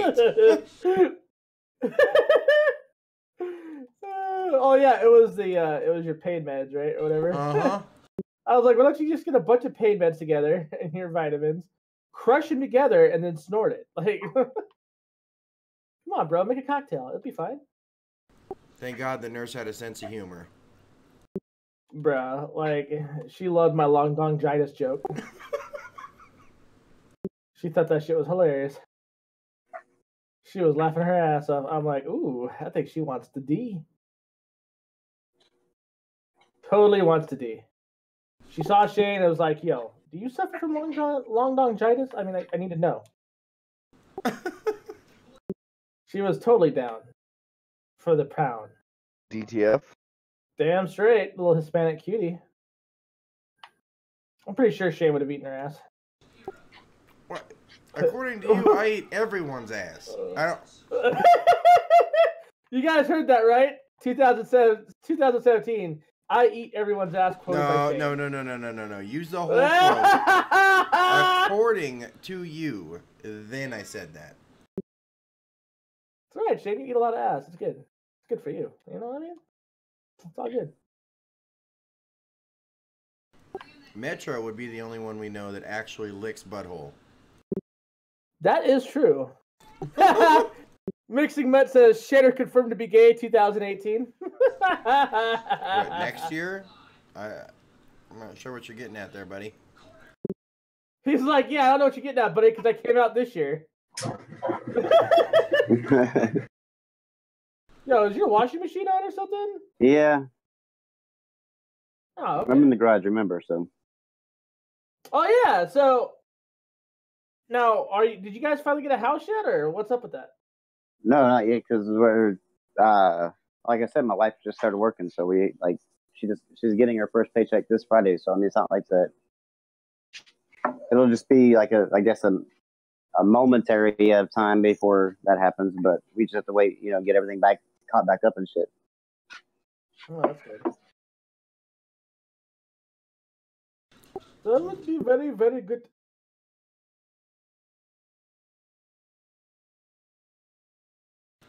I want some of that Dune spice. What is Dune? Oh, I thought you were leaving, Cyrus. No, never mind. Yeah, I'm mixing what that's true. The blue states are, I mean, he talked about like the red states ignoring science, but blue states ignore the science when it relates to gender. Right? They do. They do. It's so fucking stupid. Look at California. They added, a third gender? Yeah, the X or whatever. What should you get, like, put X-Men on your and they don't get license. no more blue than California. Trust me. Your Imperial... California and New York, both Imperial are... Majesty.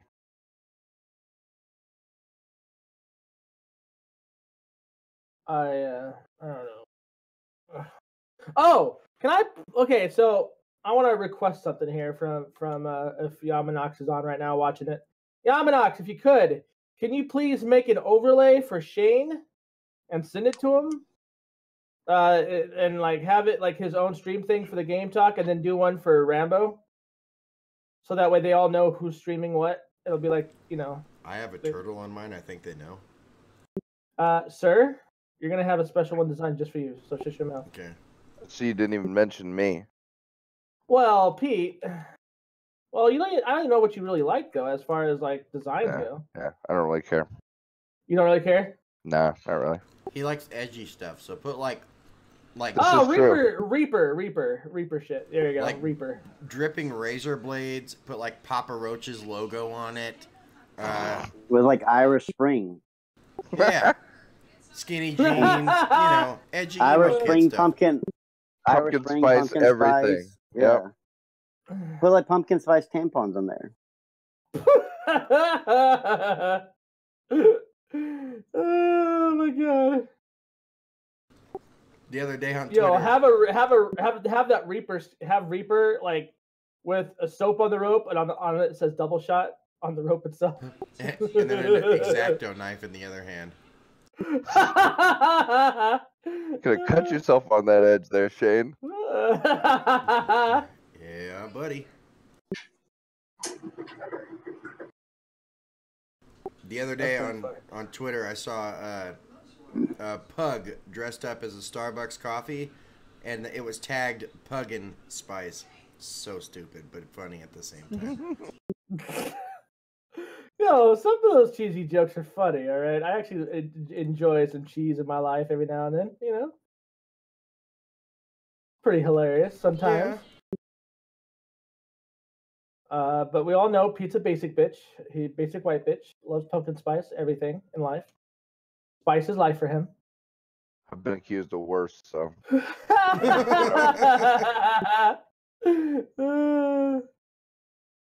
That's funny.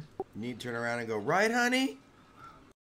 You're not even doing better than the 12-year-olds on Call of Duty, so come on, bro. Step your game up. Well, I'm being pretty conservative with how I say things, That'd be nice. It's the blue version of Brimstone. It's a family show, right? It's a family show. All are welcome. This is an all-inclusive show. You guys are being bigots right now. I don't appreciate it. So Gotta be more inclusive, guys. there are some of you in here that don't follow me on Twitter. Therefore, I must tell you that I am beating Rambo this month on the achievement leaderboards. I am on top, the very That's top. because I don't even have it. That's because I don't even have the damn Xbox One right now. Excuses, No more excuses. excuses. No more excuses there. That is your choice, sir. We could go back and forth all day about who has what and this and that.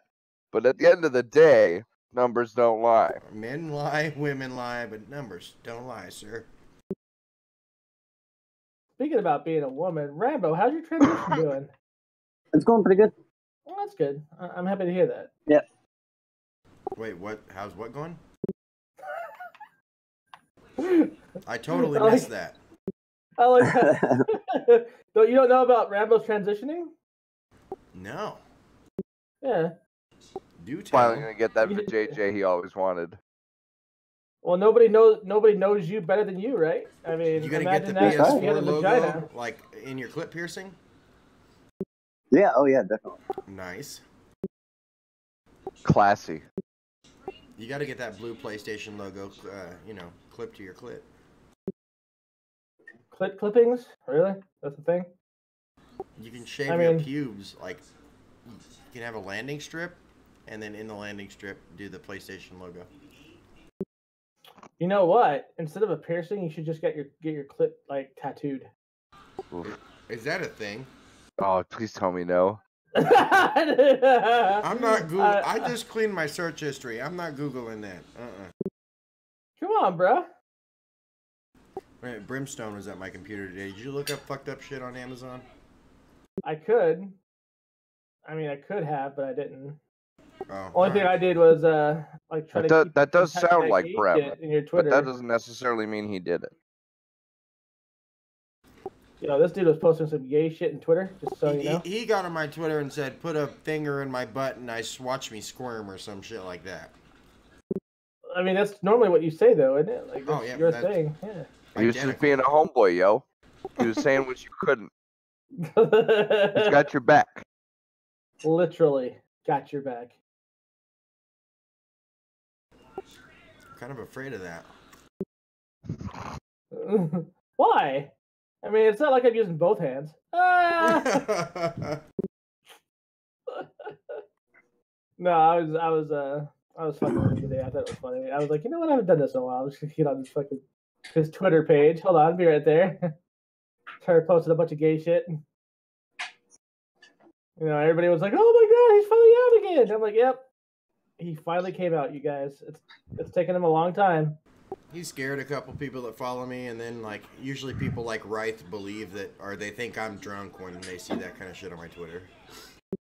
Well, you are drunk like 90% of your life. You're an alcoholic, right? Oh, totally. Why you gotta air his dirty laundry out in public like that, Brem? Well, what are Fuck, best friends man. for, bro? What are best friends God. So guys, I have 6% of my battery left on my phone. Oh no! Always We've gotta gone be the on long bitch. enough for me to go from 100% to 6%.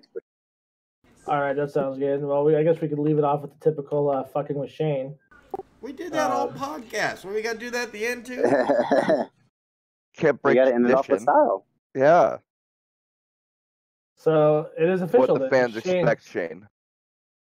dude. Like, so Shane was talking about possibly having another kid today. He's full of shit. But how can he? Whenever is he gonna adopt? You and him? Are you and him gonna adopt? There's a pretty good chance we could adopt. I mean, I don't know. All right. He was. My he guys was might have to saying- move back to California, but you know.